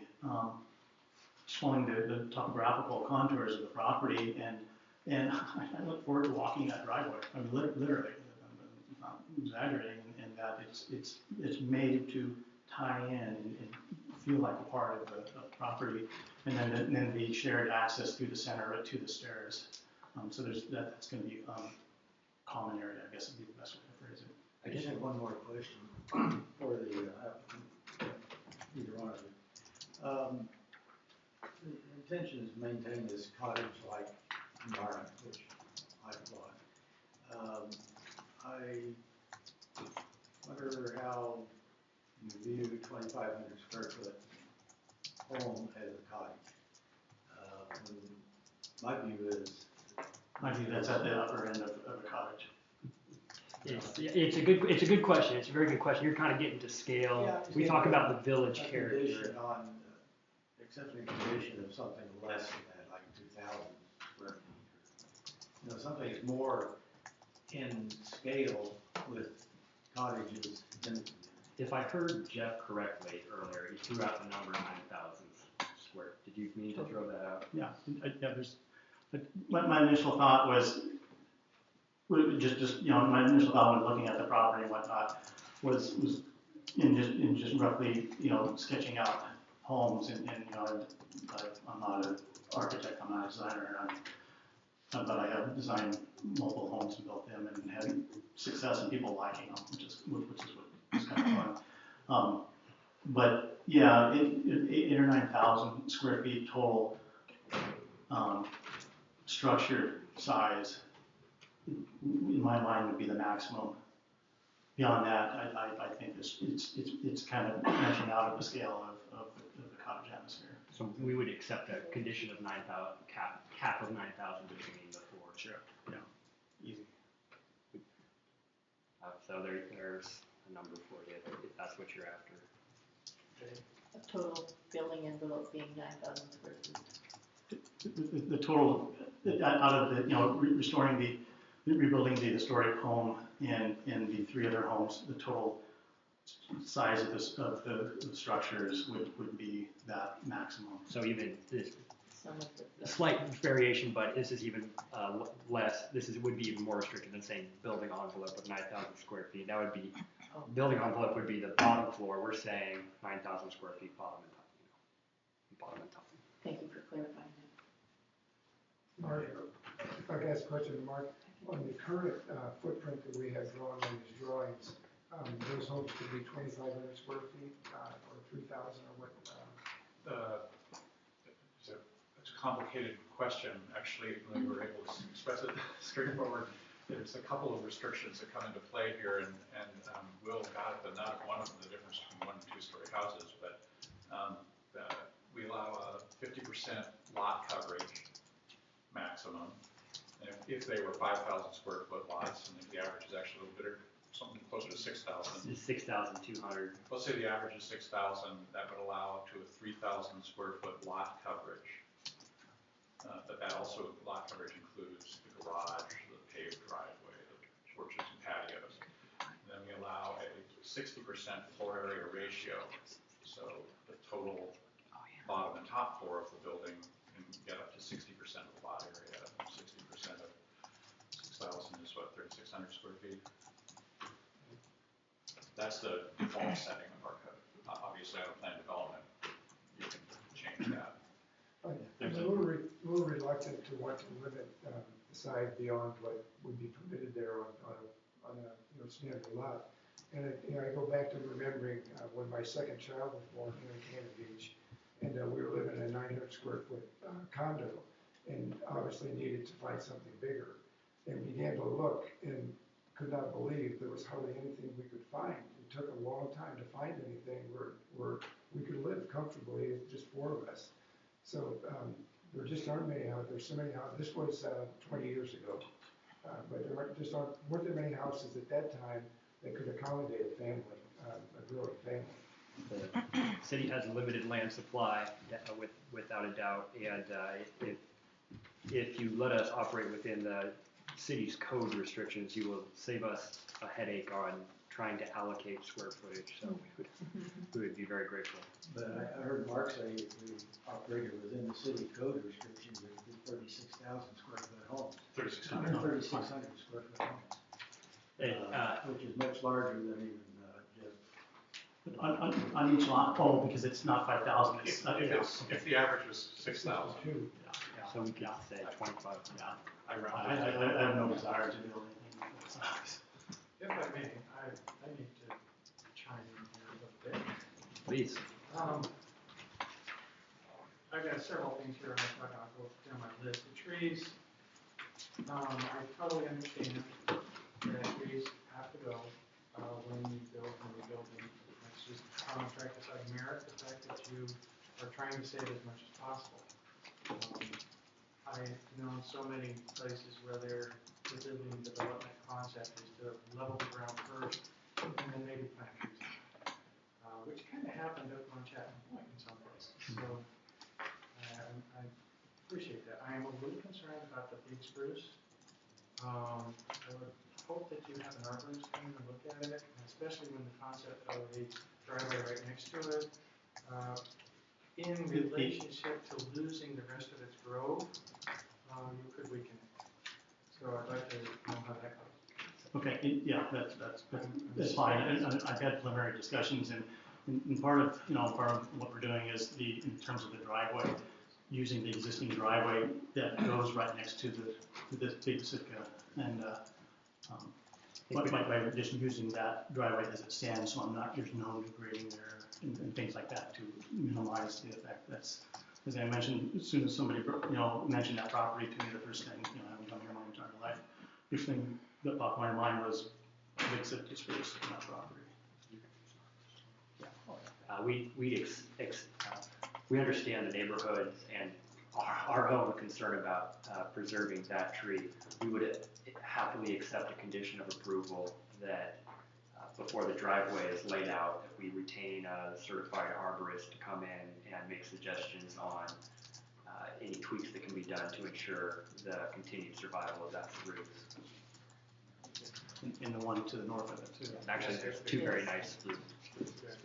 I get to that in a second.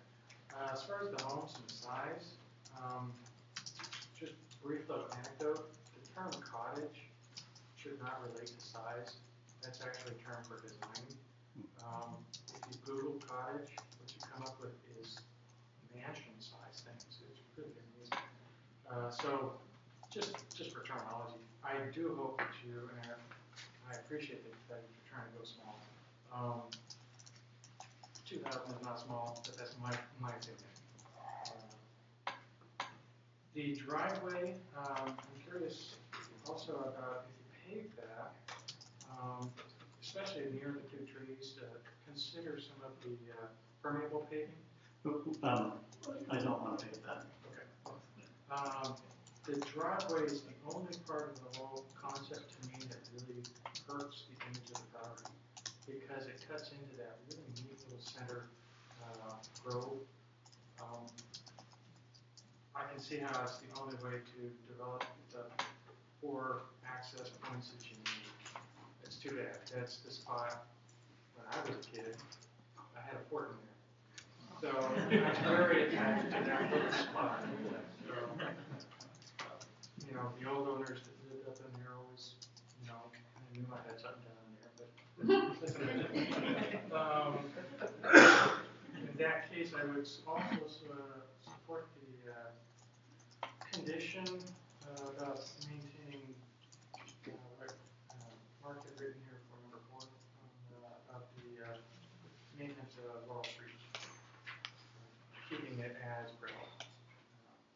That would be my road that I had about. The northeast corner, what Mike was concerned about to me, having that really nice chunk of space reserved as green space. I appreciate that. That is impressive to have a property owner say, I'm not going to do anything there.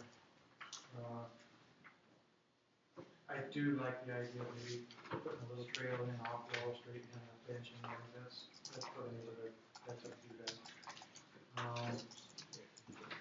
guys. In that sense also is the fact that this might be more of a question for Mark. The building envelopes concepts, and you said that they're pretty well set when you do this, plan development. Is there flexibility? Could the planning commission, in the process of, at some point say, maneuver as long as it stays within the same square footage? Well, it could be worded that way, yes. Okay. Generally, if you have a building envelope, which says your building has to fit somewhere in this envelope, and then you also have a square foot limit, either the default FAR lot coverage numbers that I talked about, or something different that you've been talking about here as a condition. If you can't fit within those two things, yeah, we can word this that provides an escape hatch to the planning commission. Mark, that actually was a thought that's come to mind over this whole process was, Not so much because, between everyone looking at it, myself and Don and David and Matt and everything, I know it's doable, that area is developable. But something that's popped in my head is, sometimes just as things evolve, to a certain degree things evolve in terms of, like McEwen was up there looking at it and whatnot, and made some suggestions, and again, there's just minor tweaks that he was able to add to it. And my question that's popped in my head a few times is, say you get down the road and we've got, and we're designing a house, and then we find just by virtue of just, because of the road already being there, that, this would have worked better if that envelope was 3 feet more to the center. Is it possible to go back and say, we've determined that this is going to be better if it's like scooted 3 feet over? Is that doable, changeable at that point? Or? Yeah, it's a complicated group of answers depending on where in the process we are, but yes, that's. And what line you want to move. There's some things that's within the city's discretion. We're putting plans on a piece of paper that gives us an envelope. Moving property lines is difficult. Going within a setback is difficult, but there's always questions of how you interpret that setback. So there would be a judgment call. I think it would be a judgment call on Mark's part on whether the tweak you're proposing constitutes a modification of the plan or fits within the plan. But I take it that my question was what Mayor's question was also. I think our questions were the same, correct? Yeah, there are escape hatches, but I guess I would urge you to don't impose a bunch of conditions in the back of your mind saying, these are soft and we'll be able to get around them. You really, if you're imposing conditions on this, they're fairly firm and fairly permanent, as permanent as these things get. There are ways around, there are workarounds, but they're not. In my experience, if the city writes a condition that then doesn't mesh with what needs to happen on the property or with what the future code says, so you could put a condition on this that then doesn't mesh with some amendment that happens to the code in the future, the property owner would have to come back and go through this entire process again, which we would beg you to not do. I guess the only thing of the 3 lots I was looking for before, and the potential of taking some of that green space and putting it on the Laurel side, to expand that. Let's pull a site plan out so we can follow what you're talking about. I'm looking at. So in other words, it'd be a larger setback on Wall Street? Yeah, and I guess, 7-4 has the building setbacks.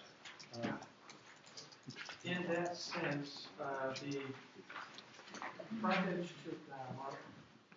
to Laurel Street would be considered the front yard. For those two, yes, unless you somehow wire this differently, those 2 lots that have frontage on Laurel Street, that would be their front side. Subject, the default setting would be a 15-foot setback. Yeah, so you still have a standard 15-foot setback. I'm not too worried about it. So the building envelope would have a 15-foot setback, is what we're saying? Yeah. Rather than, On the Laurel Street side, yes. right, so here's the street. So just to clarify, we can, the plan already shows where the building envelope is desired. We could put a condition on the size of the dwelling to be placed inside that building envelope. Yeah, they're 2 separate but tightly related things. Yes, you can make a separate condition about the size of the building without touching the building envelope, or vice versa. But once this plan development approved and filed, that building envelope becomes 700. Close to, there's a very minor tweak I might be able to find within my discretion, but really anything other than an extremely minor change would probably end up coming back to this body. And I would say, if in fact you were to increase setbacks, that would affect the building envelope. Go from 15-foot front yard setback to 20-foot setback. That would have an impact. But only if we did it after the fact. If it was recorded with that 20-foot setbacks. part of what's driving the building envelope is your decision here, but part of what's driving the building envelope is also the setbacks that are currently in your code. And if you change the code, that would affect the building envelope without affecting the plan development, and maybe getting a little. Those are the maximum allowable envelope. Yeah. Well, and today they match up. They're proposed, let's say on Laurel Street side, they're proposing 15, that's what our code says, so there's a good match, but it's not inconceivable that some future city council could change that front yard setback to 10 or 20. And that, I think that's the nuance that Bill's getting at, is that they could diverge some point in the future. Anybody else have any concerns with this?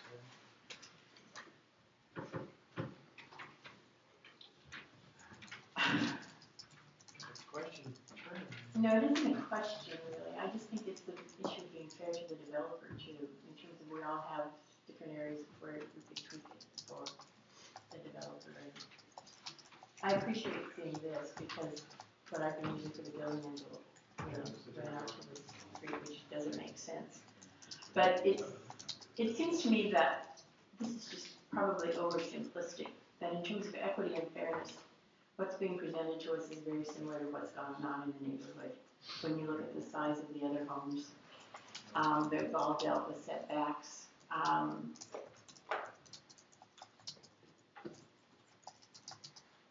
I know it's a matter of trust and respect, and I think this team is trying to do what our code and our comprehensive plan says. And I think we're hearing that regardless of whether we call these houses or cottages or whatever, in terms of size, we're not looking at big. I initially was thinking some conditions. At this point, I must be very straightforward that I think the equity and fairness, what we've been presented with is fitting, and personally, I as a counselor do not see the need to impose any more conditions on this particular developer. The only thing I would raise on that is, if the lots were sold prior to any construction, then does the new buyer have the same mindset that Mr. Nicholson has? And how do you control that unless you do put conditions on the PV? Well, Thank you. yeah, I guess, my understanding that if I were to sell a lot, that all of the conditions apply to the person who purchased the property. And so they're gonna have to build within the building envelope. They're gonna, if there's a, cap on it, there's a cap on the square footage in terms of just the building code as it is, but any caps that were placed on the size would all apply. Is that correct, Mark? Yeah, that's correct. Any decision you make tonight is on the land, not on. The covenants that run with the land So, is yeah, perpetuity. Correct.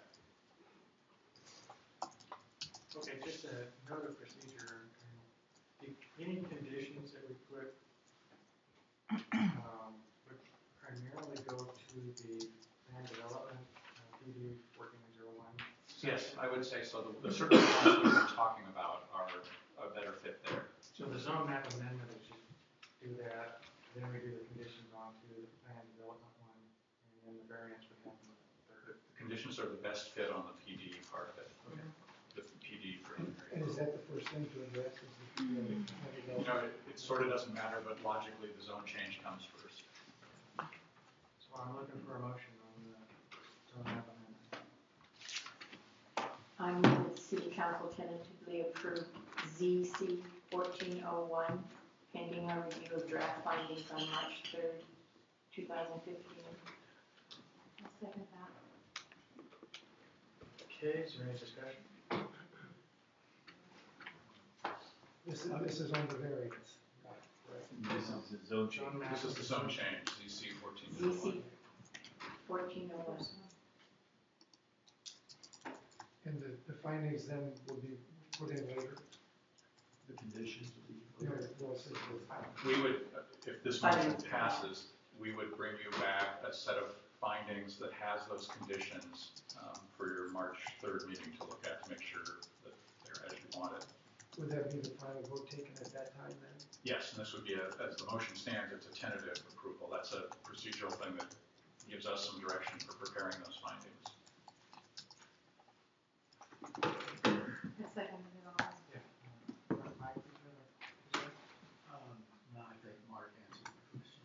Okay, so we have a motion for a tentative approval, CC 1401, based on the findings of fact. Call the roll. Okay. Council President Cadwalader? Yes. Councilor Benefield? No. Councilor Vetter? Aye. Councilor Higgins? yes. Mayor Stidle? Yes. The zone map amendment passes? Now, tricky one. We need a motion for the plan development, and this would carry conditions if we want to. Do we need to discuss who kind of supports what condition? If there's any, I would strongly support the reduce the maximum lot size coverage, possibly a condition on the living wall to make sure that that is guaranteed.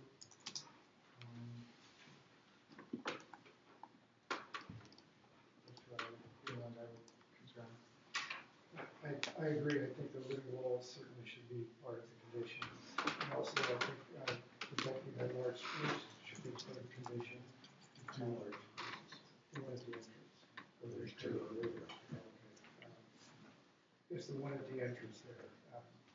That one would be, like Stan had suggested, you have an arborist involved so that we don't cut into that tree to kill it.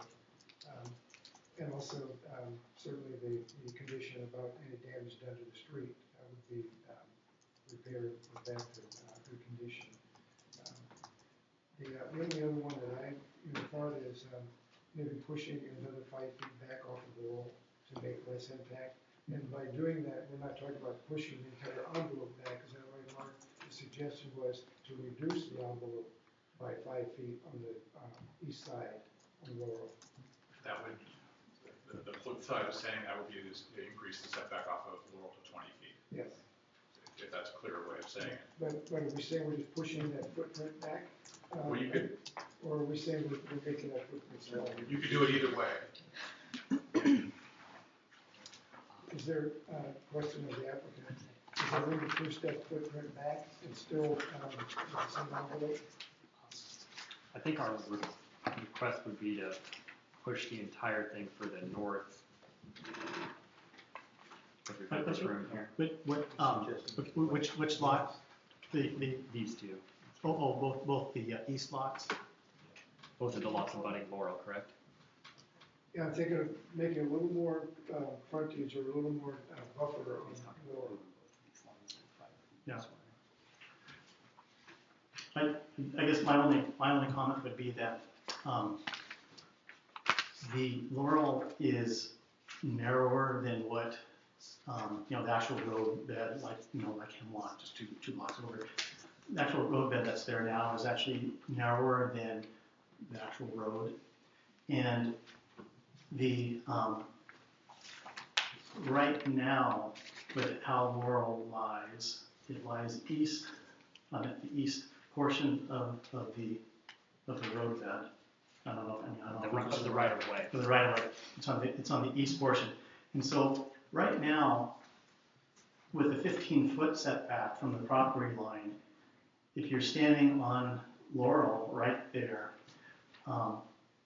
the front of the home would be close to 30 feet from the gravel road as it sits. And so that'd be my only comment to throw out there. It's already close to 30 feet from where the road is. If you look at the topo lines right in Laurel Street, right next to Lot 3, the southeast lot, you can see what Jeff is talking about. You can see the really steep portion that's. So I guess that's my only comment is, I feel that it's going to be from the road where it sits now. It's going to be set back quite a ways. I mean, it's going to be literally close to 30 feet as it is. But that's just my only. I noticed that when I was looking this morning, you have a blue flag quite a ways down the hill. I assume that's the corner post, or at least the property line. I don't know. There's a lot of the stakes that are there are surveying stakes, and they're not actually stakes put to designate a lot line. There's a So- lot of flags on the property right now that were put there to create the topo maps that, so there's a lot of flags on the property that aren't actually on a property line or on a corner right now. So it could be, or it could not be, we don't know. Yeah, I could kind of put Oh. My concern about your comments on the road being off to the east, Mhm. I agree, it's true. But if that road at some point is brought up to city standards, you will lose that. Right. So again, I would support what George is suggesting, that is increase that setback off Laurel Street by 5 feet. Yeah, no, that's fine. But my own personal opinion is, I like architecture, I like, in villages, I like seeing houses. That's just personal preference, but that's obviously, I would agree to that recommendation. Then the question becomes, does that lot size, or that envelope become smaller, or does it get pushed up 5 feet to the west? You could do it either way. Right, that's a question of the council, I guess, that we want to. It's probably gonna have to just get smaller, because of how it sits now, it's probably just gonna have to get smaller. I don't think there's really room to. There's probably more runoff there, is that what you're thinking? The likelihood is that the west edge of the envelope is set by setbacks of some kind, that, putting 5 feet is gonna just take, cut it off. You don't have to do that in the PD, but with the way Jeff has the building plan laid out, in reality, it's, you don't need to feel the need to smush it all to the left. Because there's still sufficient area to place in 2,000. Yeah. And our only concern is that my product was affected if for some foreseen reason you have to sell the lot before something is built. The new owner could, so that's the only reason it's put in this condition. That's fine. I trust what he's. I agree with everything Mark said. So the living wall, the single trees, damage the wall, and have time to setback. I guess I'm not sure what you mean by the living wall. Do you mean that the plants will stay alive or that they will stay alive? 30 years down the road, we got you.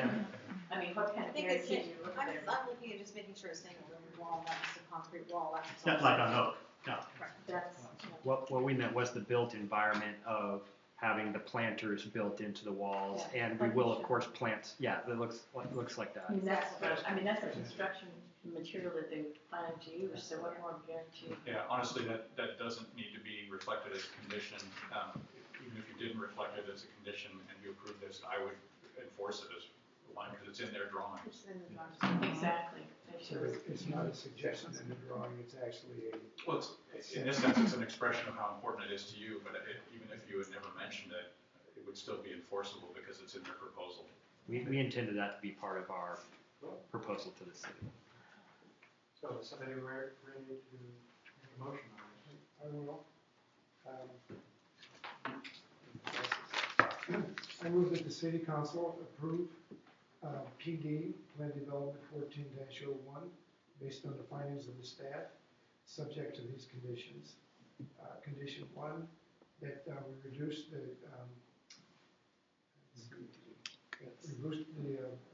actually move back the building footprint on lots 3 and 4 on Laurel Street by an additional 5 feet.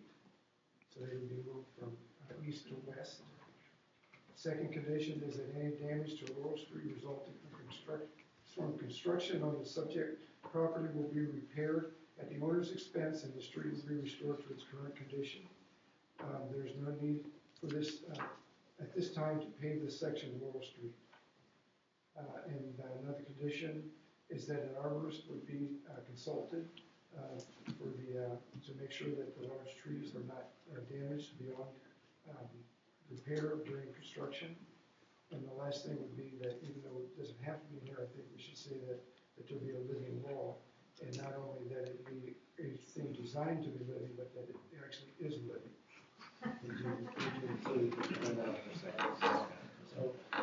As included on the plan. I didn't have that. Could have been. I'd like to add that as one of the conditions. Just a second, we need a second on this before you can. Oh, okay. Yeah, I'll You didn't second want it. that then. Okay, so, yeah, you want to amend? Yeah, I propose an amendment to the motion to place a limit on the total building size for 4 lots to 8,000 square feet.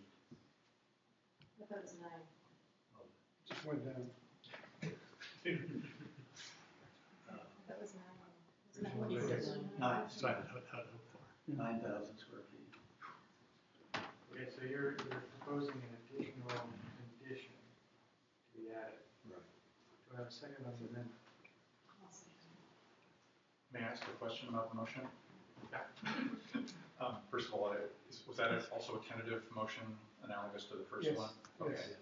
And then And the 9,000 foot provision, I assume that would be, there's a couple ways of handling it. One would be sort of cumulative. The first guy gets to build whatever he wants, and it's the last guy who probably pays the price, or it's spread evenly through the 4 lots. I have a question of order, I guess. I guess there's a couple ways you could interpret Are that. we missing the right new?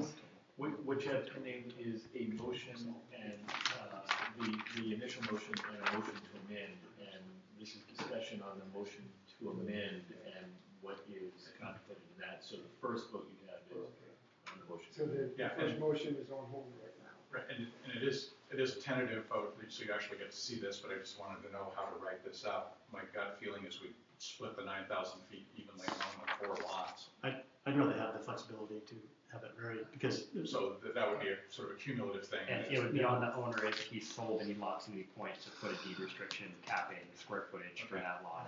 And that's the way I understood it. That works. Okay, I can write that. Okay. Can we have discussion on this one? We're discussing on the amendment. Yeah, I don't think I want to get into it. I think it's too complicated. I don't think it's necessary, so I would rather we don't get into that. My response to that is that we leave the door open for a future owner to build a much, much larger structure than what we're contemplating here. Not Get the really, 36,000. Up to 3,600 square feet. Okay. Any concerns? Okay, and, I believe this needs a roll call for the amendment. For the amendment? Okay. Counselor Vetter? No. Counselor Higgins? Yes. For the amendment? Counselor Cadwalader? For the amendment, which is capping it, correct? Which is Caps? No. Counselor Benefield? Yes. Mayor Stidle? Yes. Okay, so the amendment is added to the original motion.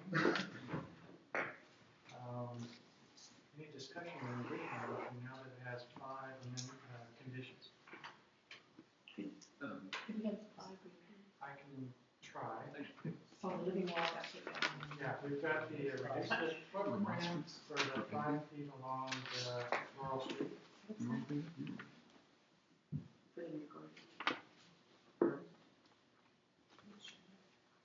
What? I might add one thing on that you requested the street not be paved, is that right? Correct. Would you entertain a waiver of remonstrance, should the street ever be paved, that the property owner participate in the payment of paving the street in front of their property? The condition actually is that any damage from construction will be repaired at the owner's expense, restored to its current condition. And there is no need at this time to pave Laurel. I'd like to suggest that if in the future, if Laurel were ever to be paved, I'm not saying it is going to be, but if it ever is paved, would you entertain a waiver of remonstrance requirement for the property owner to participate in paying for that pavement along the frontage of their property?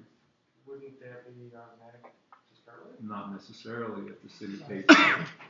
This is one of those steep streets that you have in your inventory that your staff is recommending to be paved, and it should be paved in the future. This is one of those things the city would end up either paying 100% for, or if you had a waiver of remonstrance from this particular property owner, they would pay their fair share of the frontage portion after that. Whatever got paved. I'm not No, I'm not either. I think we've heard the property owner and virtually every resident on that street saying they don't want it paved. And to try to place a condition now, for a PUD, and it's inappropriate, it doesn't belong there. I think it can come up as a policy issue on street paving. It was pretty, sorry, Counselor, it was just pretty normal practice if you don't pave now, that waiver of remonstrance for future participation. If the council desires not to do that, then that's fine. I'm just suggesting as staff as being a recommendation for future, if ever it gets fixed. It's pretty standard development stuff. Anybody else has that condition placed on them? We request not to have that condition as landowner in Cannon Beach. Jeff would certainly participate in any future payment scheme the city may come up with for taxing the abutting property owners, but we prefer not to gunk up the PD with that. That's fine. What was it? Third was the protection for the trees. Fourth was the living wall. Fifth is the 9,000 square foot. The street damage is in or out? I have street damages on the 5. It is. It is. It's in. As stated here. Condition number 2.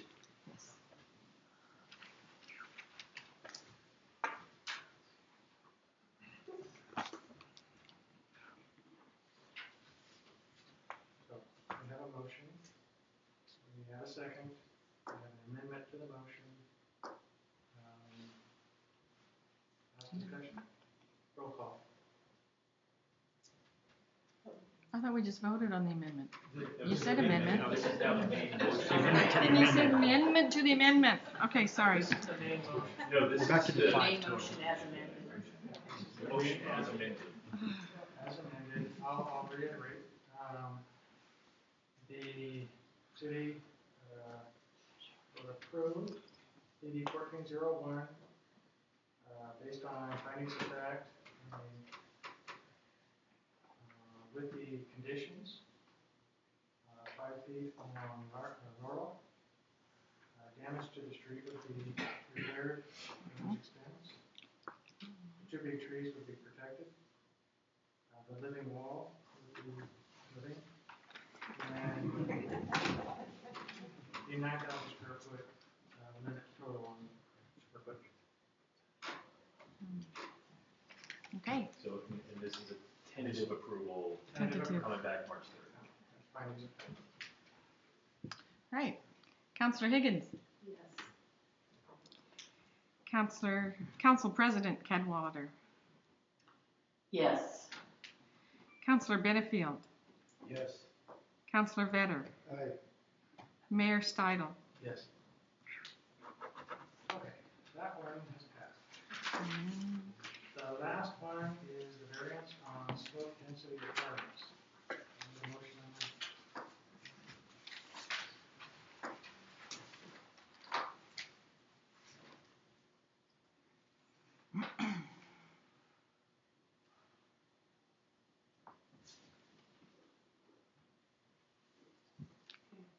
I move that the city council tentatively approve B 14-06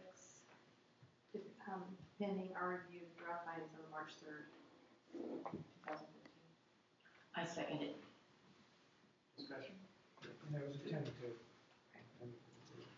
I mean, isn't this required because of approval of the other two? Well, I mean, I don't see how. we just have to do them in order because it's any other discussion? Okay, we have a motion to approve based on findings of fact, tentatively, slope density, variance on the slope density requirement, B 1406. Call the roll. Counselor Benefield. Yes. Counselor Vetter. Aye. Counselor Higgins. Yes.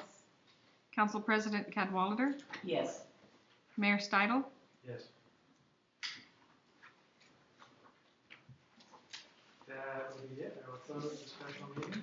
Sam, can I say something quick?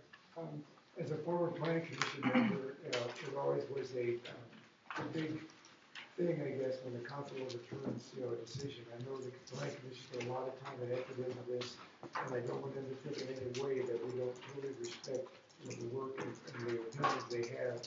But at the same time, we are the final say in this and had to make the decision. So I want to tell the planning commission, thank you for all your work. We have 3 former planning commissioners. I'm just council, so I really respected your work. I'll make sure the planning commission is made aware of that. Thank you. Okay, now we'll close the special meeting and 5-minute break before we go to the work session.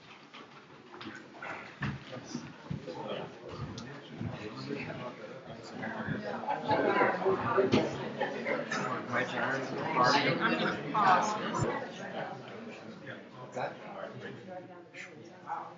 Yeah, no, big day. Yeah, from last week.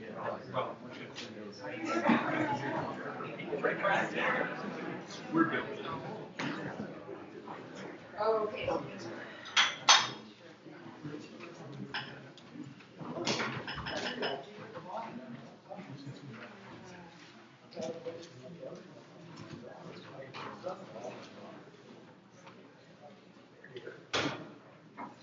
I remember that walk when we were serving.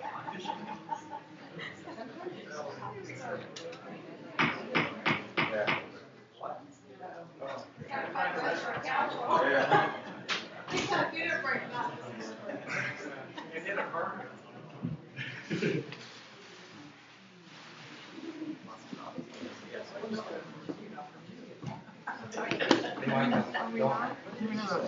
Huh? Okay, now that everybody's back, we will call the work session to order. And we'll start right off with Chris. All right, thank you, Mr. Mayor, council members. See, we lost most of the crowd for the real exciting stuff, budget's actual. Everyone should have attachment A included in their packet. I just wanted to give a few highlights for we're talking about the first half of the year. A few of the highlights I had written down here was property tax revenues, currently 95% of budget. That's normal. We usually see most of that come in November, December, and we'll have some amounts trickle in throughout the year, so that looks good. The lodging taxes also look good at 68-70% of budget so far. So those look good. Those are the 2 main drivers of revenue. Overall expenses look fairly well. There's nothing too alarming in there. We have had some unexpected costs with the building that we're working through with the pipe that everyone knows about. So that's kind of an unexpected cost.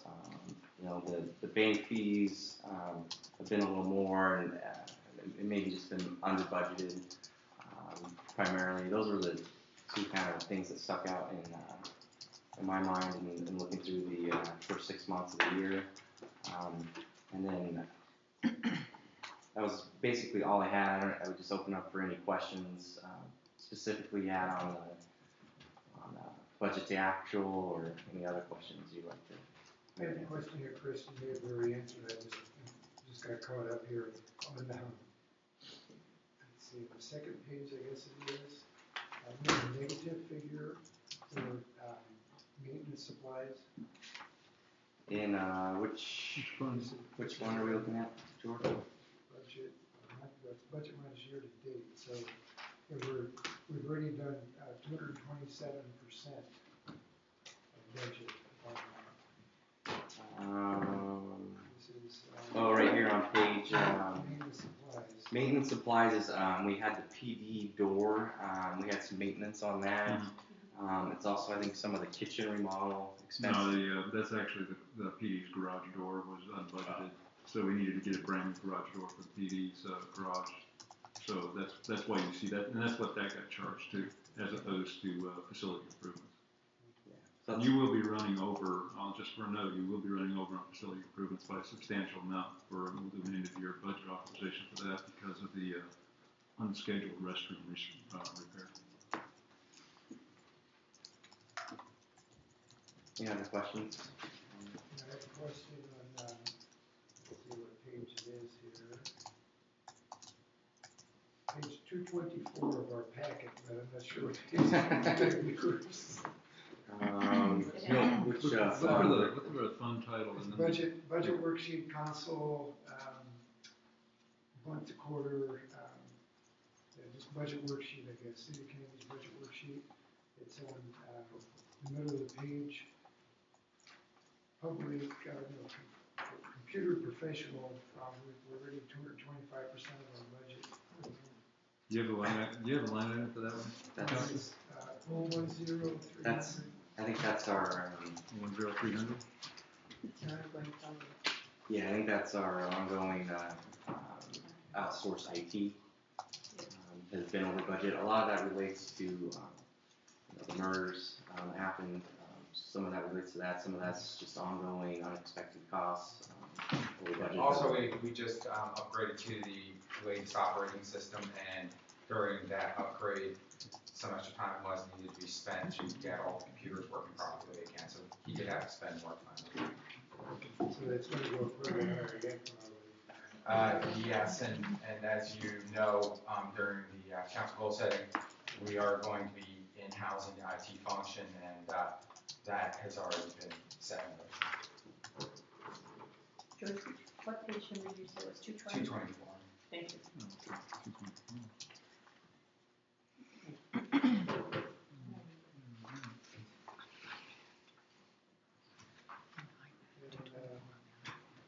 Down to page, budget worksheet, which is that page is on?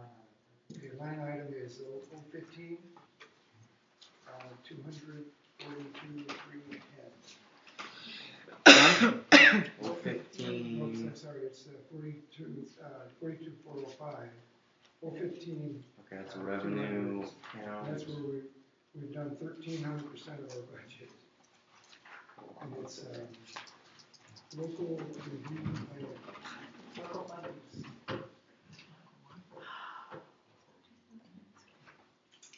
Yeah, these are in the building. Yeah, we've done. That might be a reclass up into the other categories. I looked through that just before the meeting.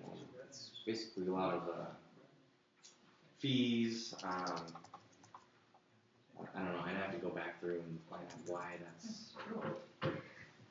Mark, that indicates planning fees, that we've taken in $30,000 in planning fees?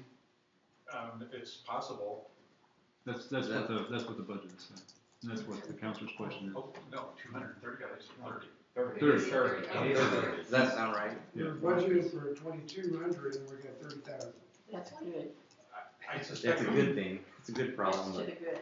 Yeah, the fees were in previous budgets spread over several categories that there may have been some logic to it, but I didn't understand it. And I believe we've been instead putting all of those fees into one category. So there might be some other fee categories that are end up being light here, but we are running, there's a lot of applications pending.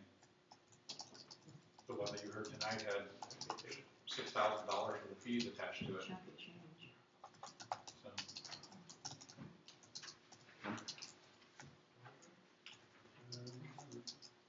See if I got anything more for the first one.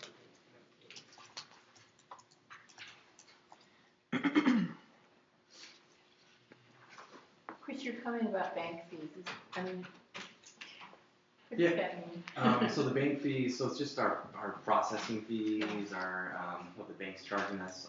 It's Did really they change their policy? no, they didn't change. It was just kind of under budgeted. We just underestimated the fees. So it's not It's like just a big the ongoing change. fees. Yeah, just the ongoing fees. And, we were looking, I think, basing it primarily on what was budgeted last year, but it was just under budgeted. So we're running a little high on that. Anybody else got any thoughts? So we could generally put positive? Yeah, I mean, generally, our property tax looks good, our lodging tax looks good, the building, like I mentioned, is, some of the overages that, Dan talked about, but everything else looks pretty good. This is the mid-year. Yeah, this is mid-year, we've started the budget already for the next fiscal year, that's been underway, we've been working on that, so, we are planning to move those meetings up. We will have a schedule presented here in the next few weeks of our proposed dates on that. And so last year we had a special meeting. We're planning on first part of June. In the regular city council meeting to get the budget passed. And, so everything will be pushed up about a month from what it was last year, which is good. I would appreciate getting the calendar as soon as possible since I travel pretty regularly and try to buy plane tickets for new chief. Yep. One other highlight I wanted to mention to you also is an expense that will be coming to you. I mentioned this to you before, is the beach access stairs. Yeah. We have an emergency replacement down at Logan Lake that is substantially over what we had budgeted.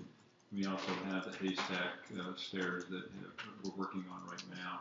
So that will be probably another 20,000 plus. But we'll bring that back to the budget amendment in May, and we can. But they will all be completed before the season. Oh, absolutely. They're working on that as we speak. Okay, very good with the budget. All right. Thank you. Thanks, Chris. See you, Chris. Thanks. Water, the discussion on the water service outside the city limits. Looks like Dan and Mark are going to take this one. Oh, I thought they got it.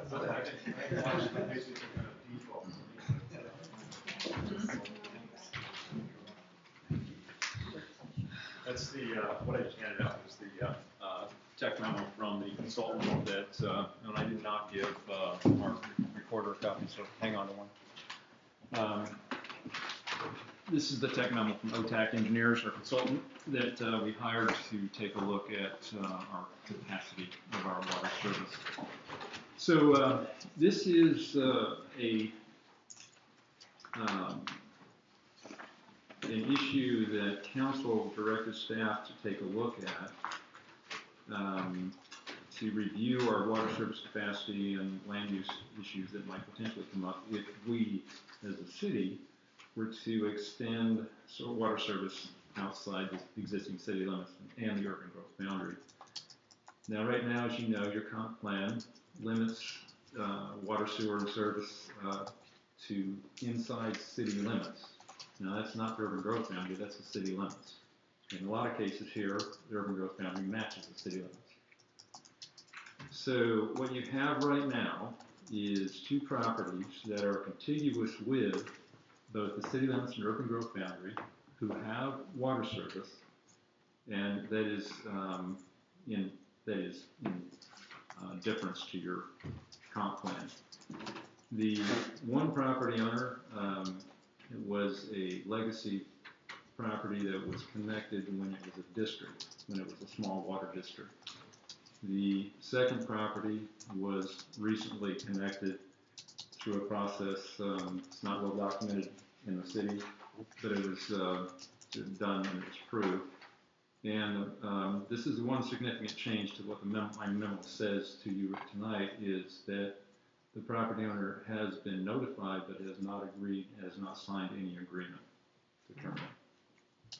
All right, but they have been notified that that's the city's desire, that they have not agreed and they have not signed anything.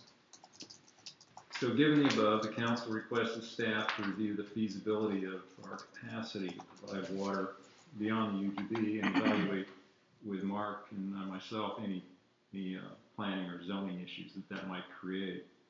We hired OTAC, and they took a look and evaluated our history, our historical consumption, our water rights, and our ability to serve the existing city at build-out, as well as properties that are east of our urban growth boundary as they exist today.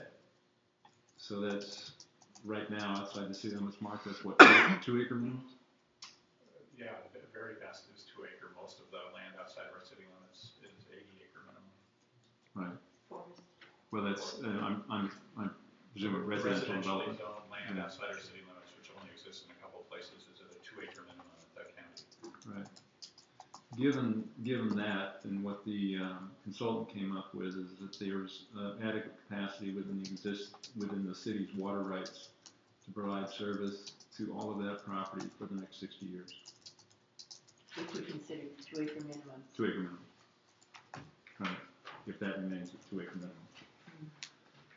So, the basic assumptions for those findings were the same that were in your water facility master plan, which is roughly 0.8% annual growth rate, which we've been flat or below that. That's a very conservative growth rate for here, and so that's assuming that continues it based on the master plan, which has been very, very conservative and has been overstated. According to Mark, there are potential planning and zoning consequences depending on the path taken by the council, but generally cities are allowed to provide service outside their boundaries, and all of the surrounding cities in Clatsop County do so. So what we've come up with are 4 options that the council could consider at this point. Option 1 would be to basically what we call status quo, meaning you leave the 2 existing properties that currently receive water as they are, and recognize that you have exceptions to your comp plan, and do not change your comp plan, but realize that you do have 2 existing exceptions.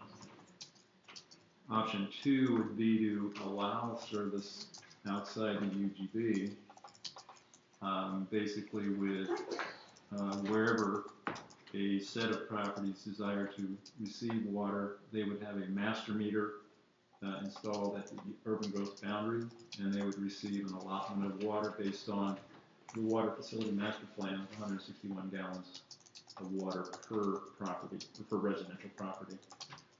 And you would limit that basically by pricing it such that it would be prohibitive to take more than that, as well as you would have an authorization to terminate should it continue beyond the 161 allotment. So there's a lot of other minor nuances in that, but that's how it would work. There wouldn't just be one connection. It would be multiple connections depending on where it made sense. And those folks would also be responsible for constructing or paying for construction of a water line to the urban growth boundary as well. The city would not build a line to that point unless one existed.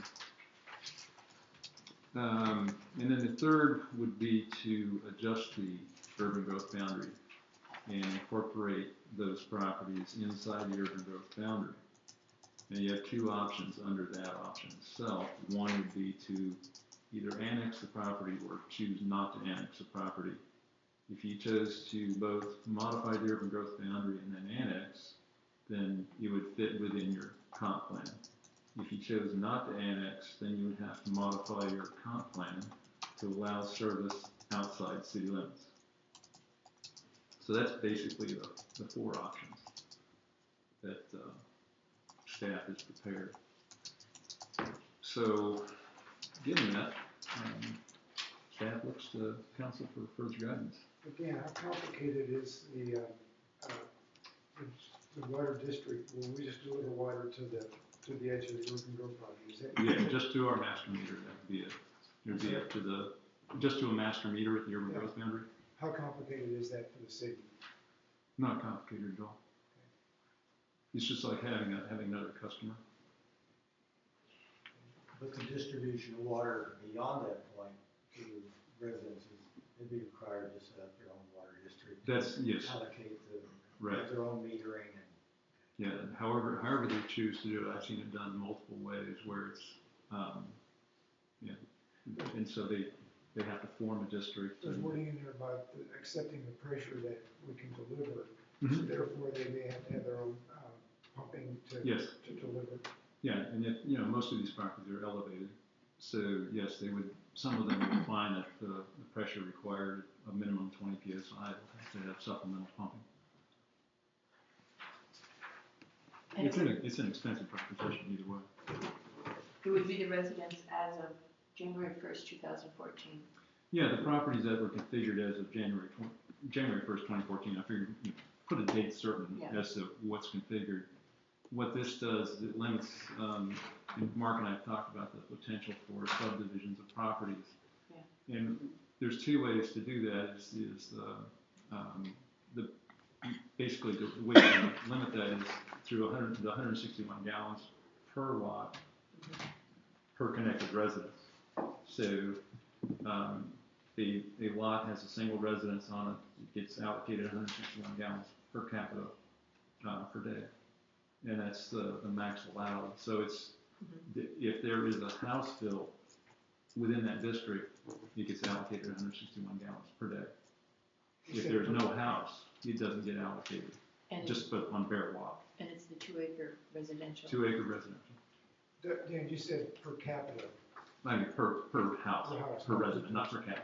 It's 161 gallons per day per house. So if somebody owns a lot, but there's no building on it, They don't get, it's only allocated based on the number of houses that are connected. just up until January 1st, 14. No, not the houses that exist on January 2014, the lots of record of January 2014. All those lots could be built on, the lots of record. So you're with it. So they're not all built on right now. There is adequate capacity to serve every lot of record that exists in January 2014. That's what we're saying. But if we were to increase the urban growth boundary and annex that property, Yes. the city would be responsible to provide the pressure necessary to serve each of those residences. And Mike, to my knowledge, is that pressure adequate, or do you have a booster pump? I think you're the. Is the pressure at your place right now adequate, or do you have a booster pump? I've got a booster pump. Yeah, that would be our responsibility to increase the pressure. If we adjusted the UGB. If we adjust the UGB. Yeah, that would be a second pressure zone. It's at the top of the sunset pressure zone, and we'd have to modify that somewhat. We'd figure that one out. If we went with this method, would we have to do anything with the comprehensive plan? With modifying the UGB? No, if we went with the district, just getting water to the. Yes, because right now your comp plan limits you providing water inside city limits.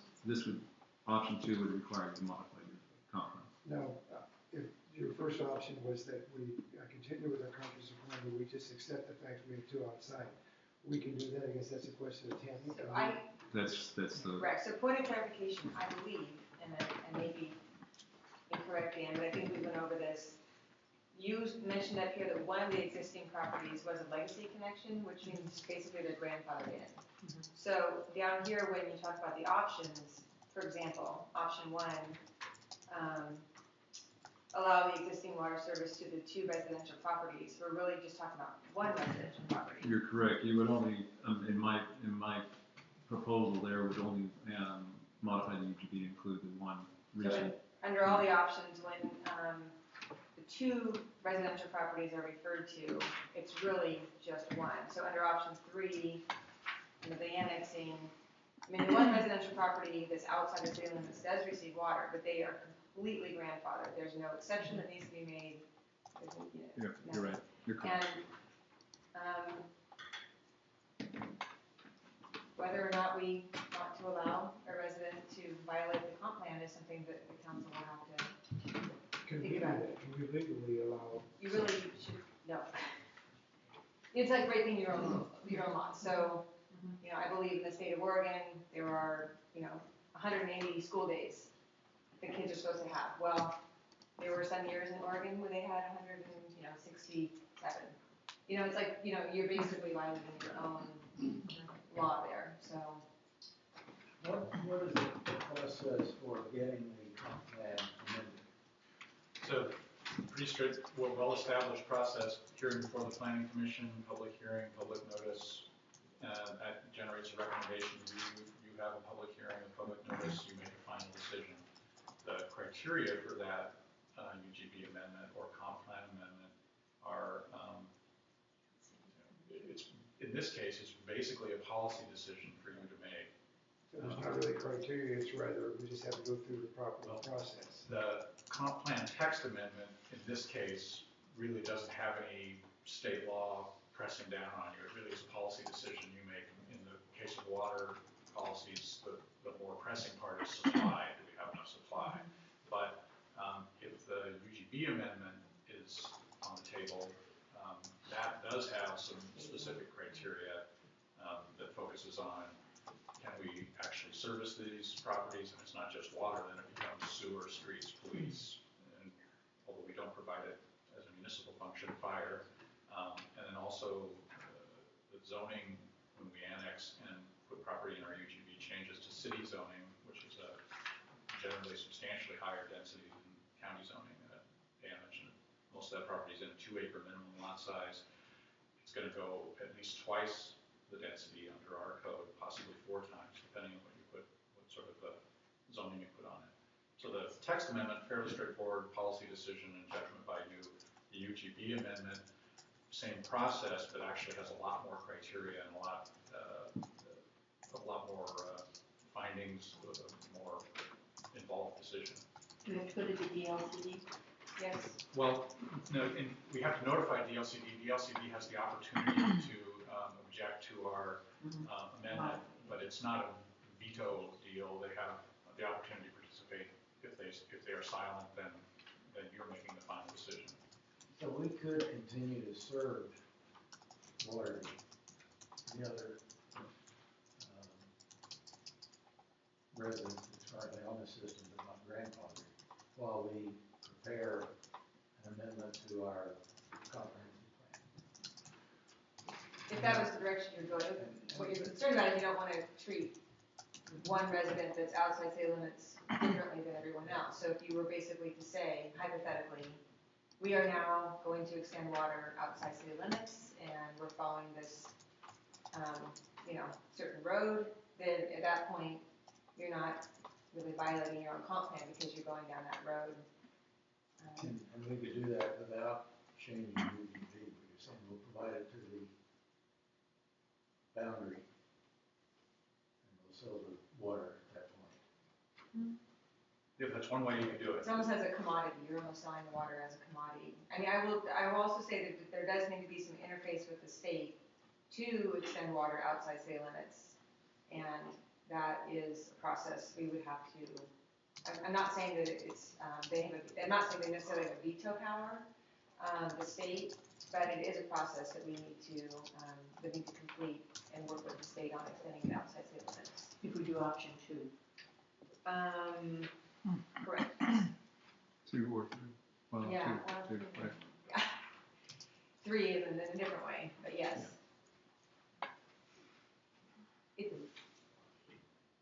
Dan, on option 2, what happens if later then we do include that as part of the city property, becomes part of city limits?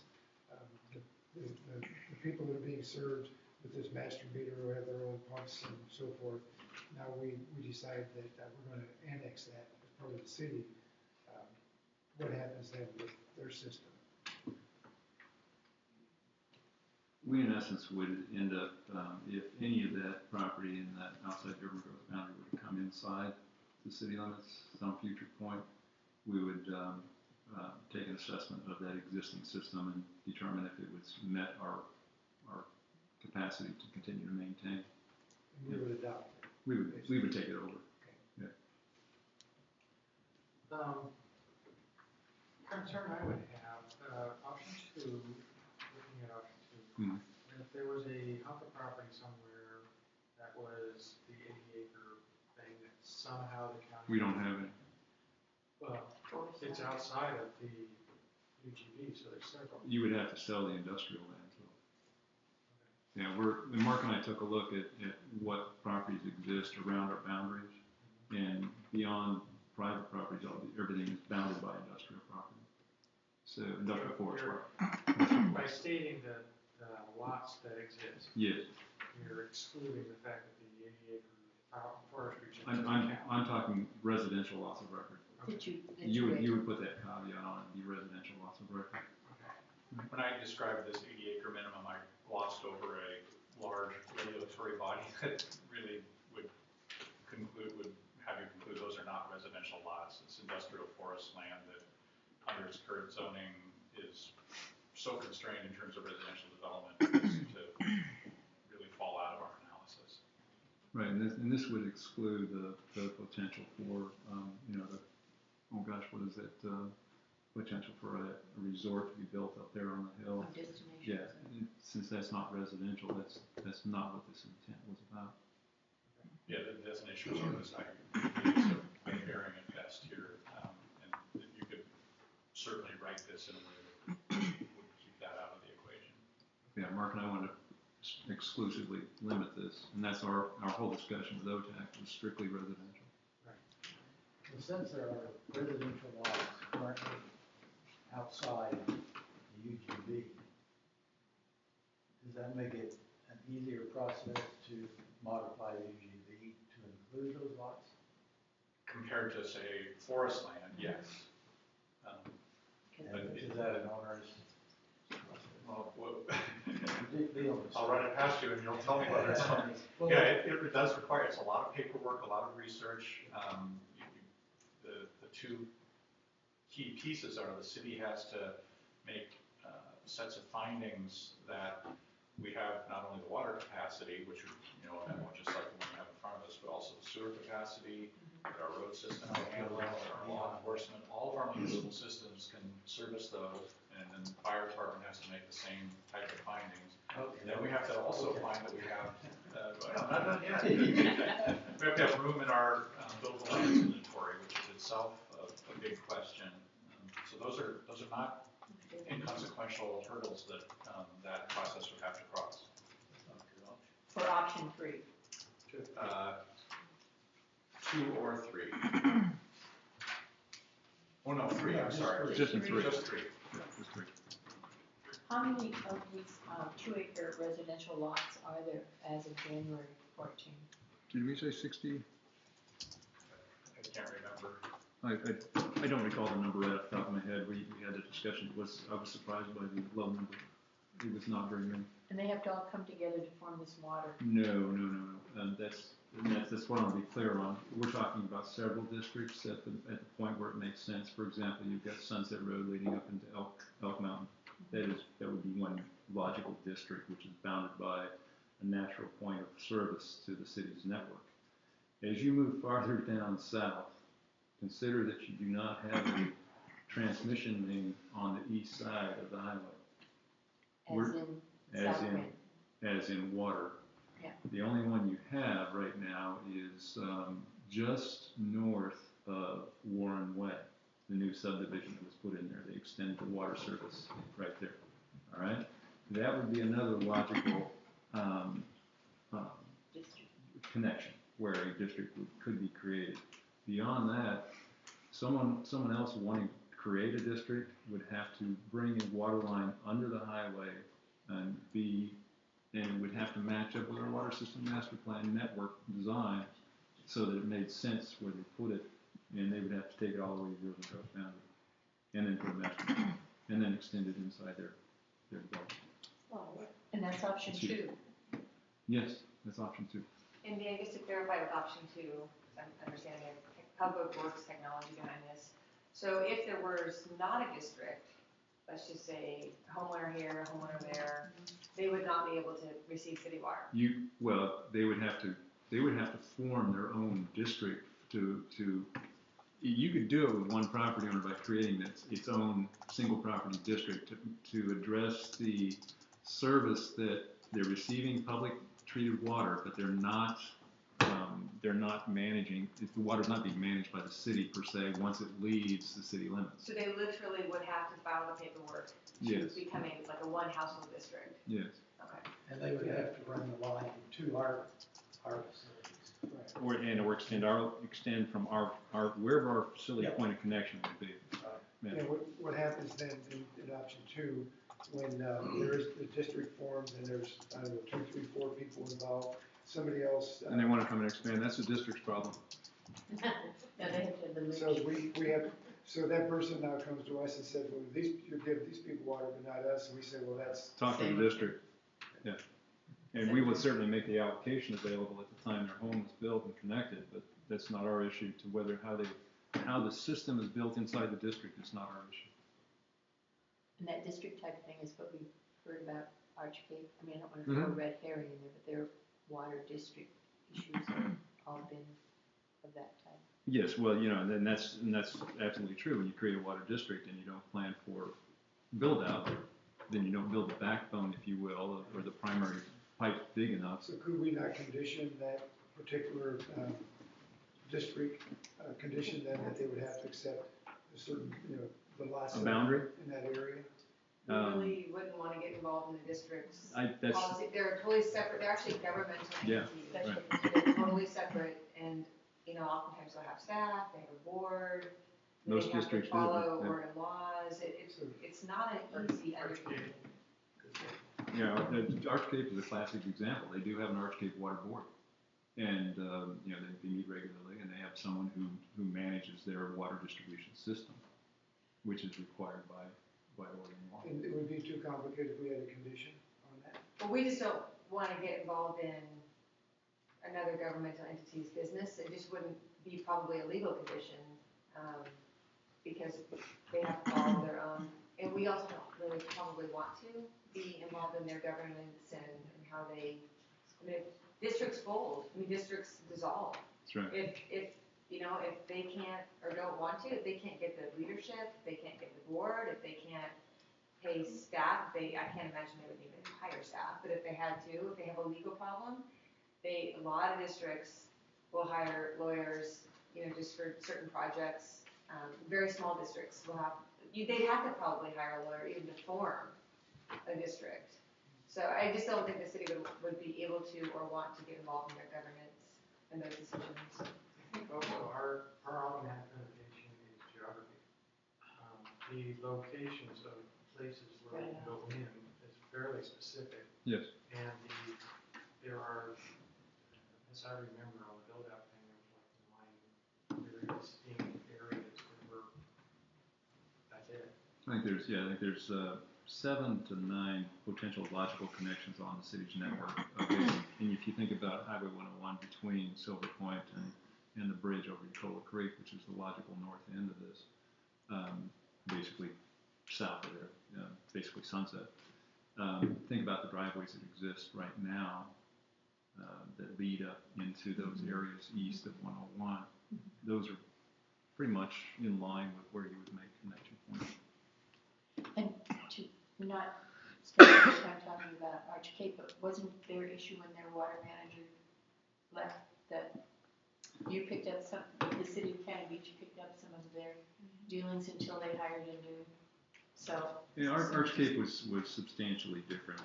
They're an unincorporated city that basically should be a city. Yeah. They're acting and functioning like a city. So they basically ended up with their water and sewer systems that needed another body.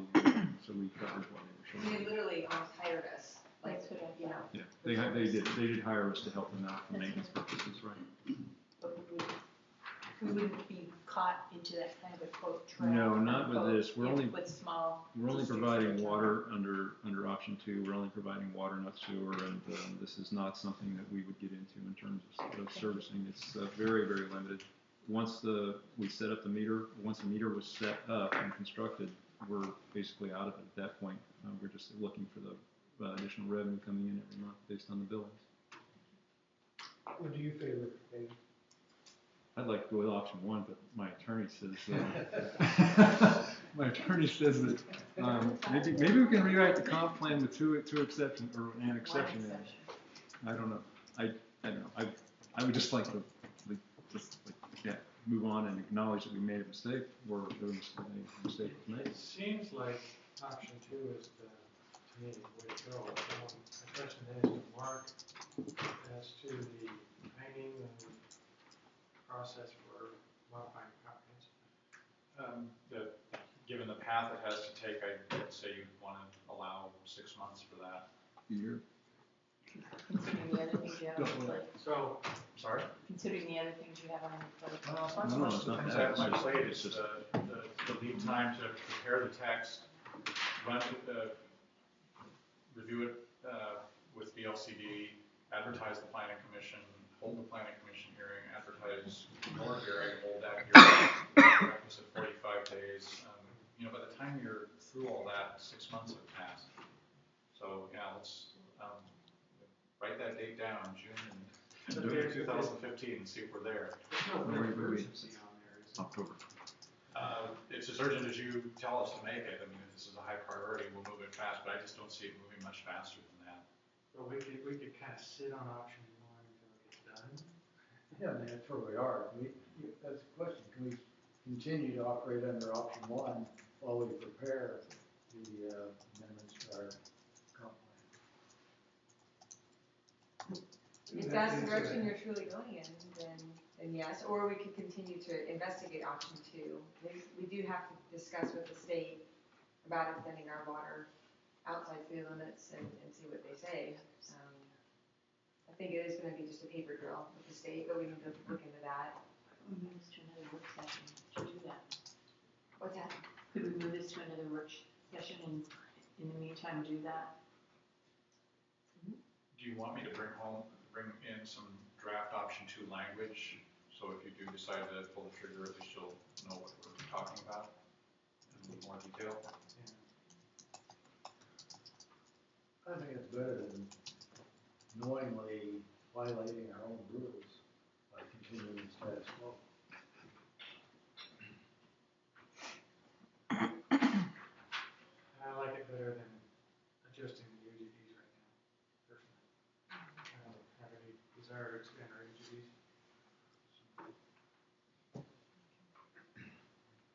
Can I ask this?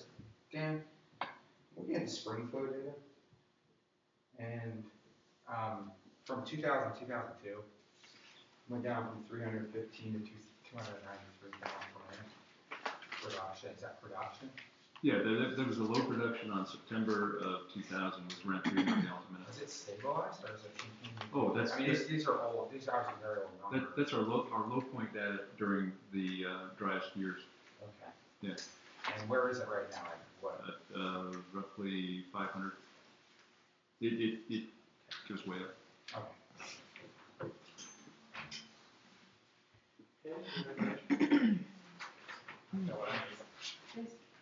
So this would be your March work session then? Yeah. I don't know. April. I think it was April. Yeah, we have plenty of time. Okay. March? April. April. April, not March. That's you, buddy. Yeah. Oh, yeah? This is how you want. I guess he is. Got it, sir. I know about that. Is there no sign that hasn't signed an agreement? Is there other people in the area?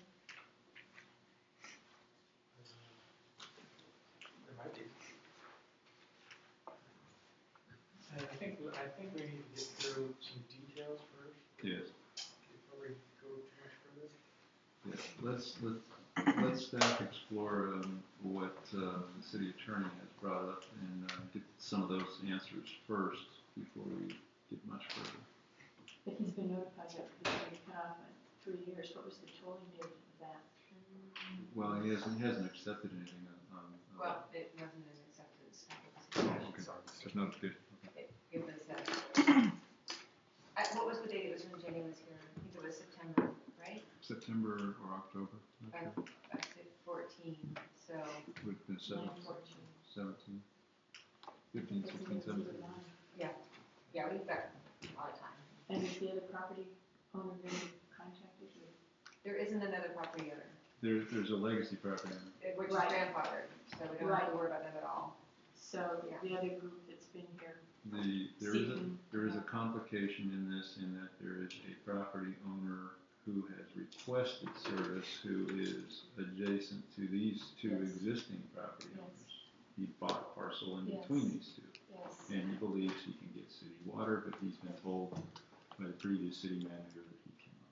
So he's been told clearly that's not an issue any longer. Well, he's been told he cannot after he states that he bought the property thinking, under the understanding that he could get city water. That's his statement. And he has been, given a letter from the city manager, also stating as much in September. Yes. Because they've been attending meetings. That was in September, that the city manager gave him a letter, and if any council members wants to see the letter, I'm sure we can find it. They seem to be coming in expecting a decision. I simply stated that council has directed staff to look into the possibility, sort of what would be involved in expanding water capacity. But no guarantees were, and that no guarantees were made in the letter, it said. And no time frame. Thank you for clarifying that. I appreciate you bringing that up. I have a question.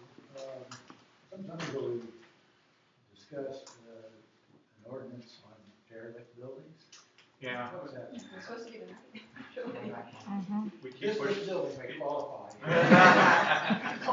It may, it already does. We have that teed up for your March agenda, work session agenda. You had given me some changes that you wanted to see before we drove that to a hearing, so that's scheduled for your work session. Well, it kept getting bumped off as these work sessions that just kept getting filled with more pressing items, but it's not been forgotten. I have a question, Sam. After we finished our goal setting session, where we had a pretty good laundry list, how do we decide when and what goes on through the work session? Same response to Mark has it. These two big problems came up. And, well, my sense is we can probably address it, pass on which ones you want to jump on first, and pass them on to Grant, and we'll see which ones we can fit into this. Absolutely. I mean, we can start slotting them in as time allows, but Should we, in a work session, should we maybe prioritize those? definitely do that. Yeah, okay. Well, everybody look at your list from retreat, maybe next time, expect a little discussion on progress and future discussion. Have we gotten copies of what our formal list was, final list was from that session? Yep. The minutes? Nope. We haven't done. Just, we have the list finalized, so check that out. We just need to get copies. Thank you. Meeting adjourned. Thank you. Thank you.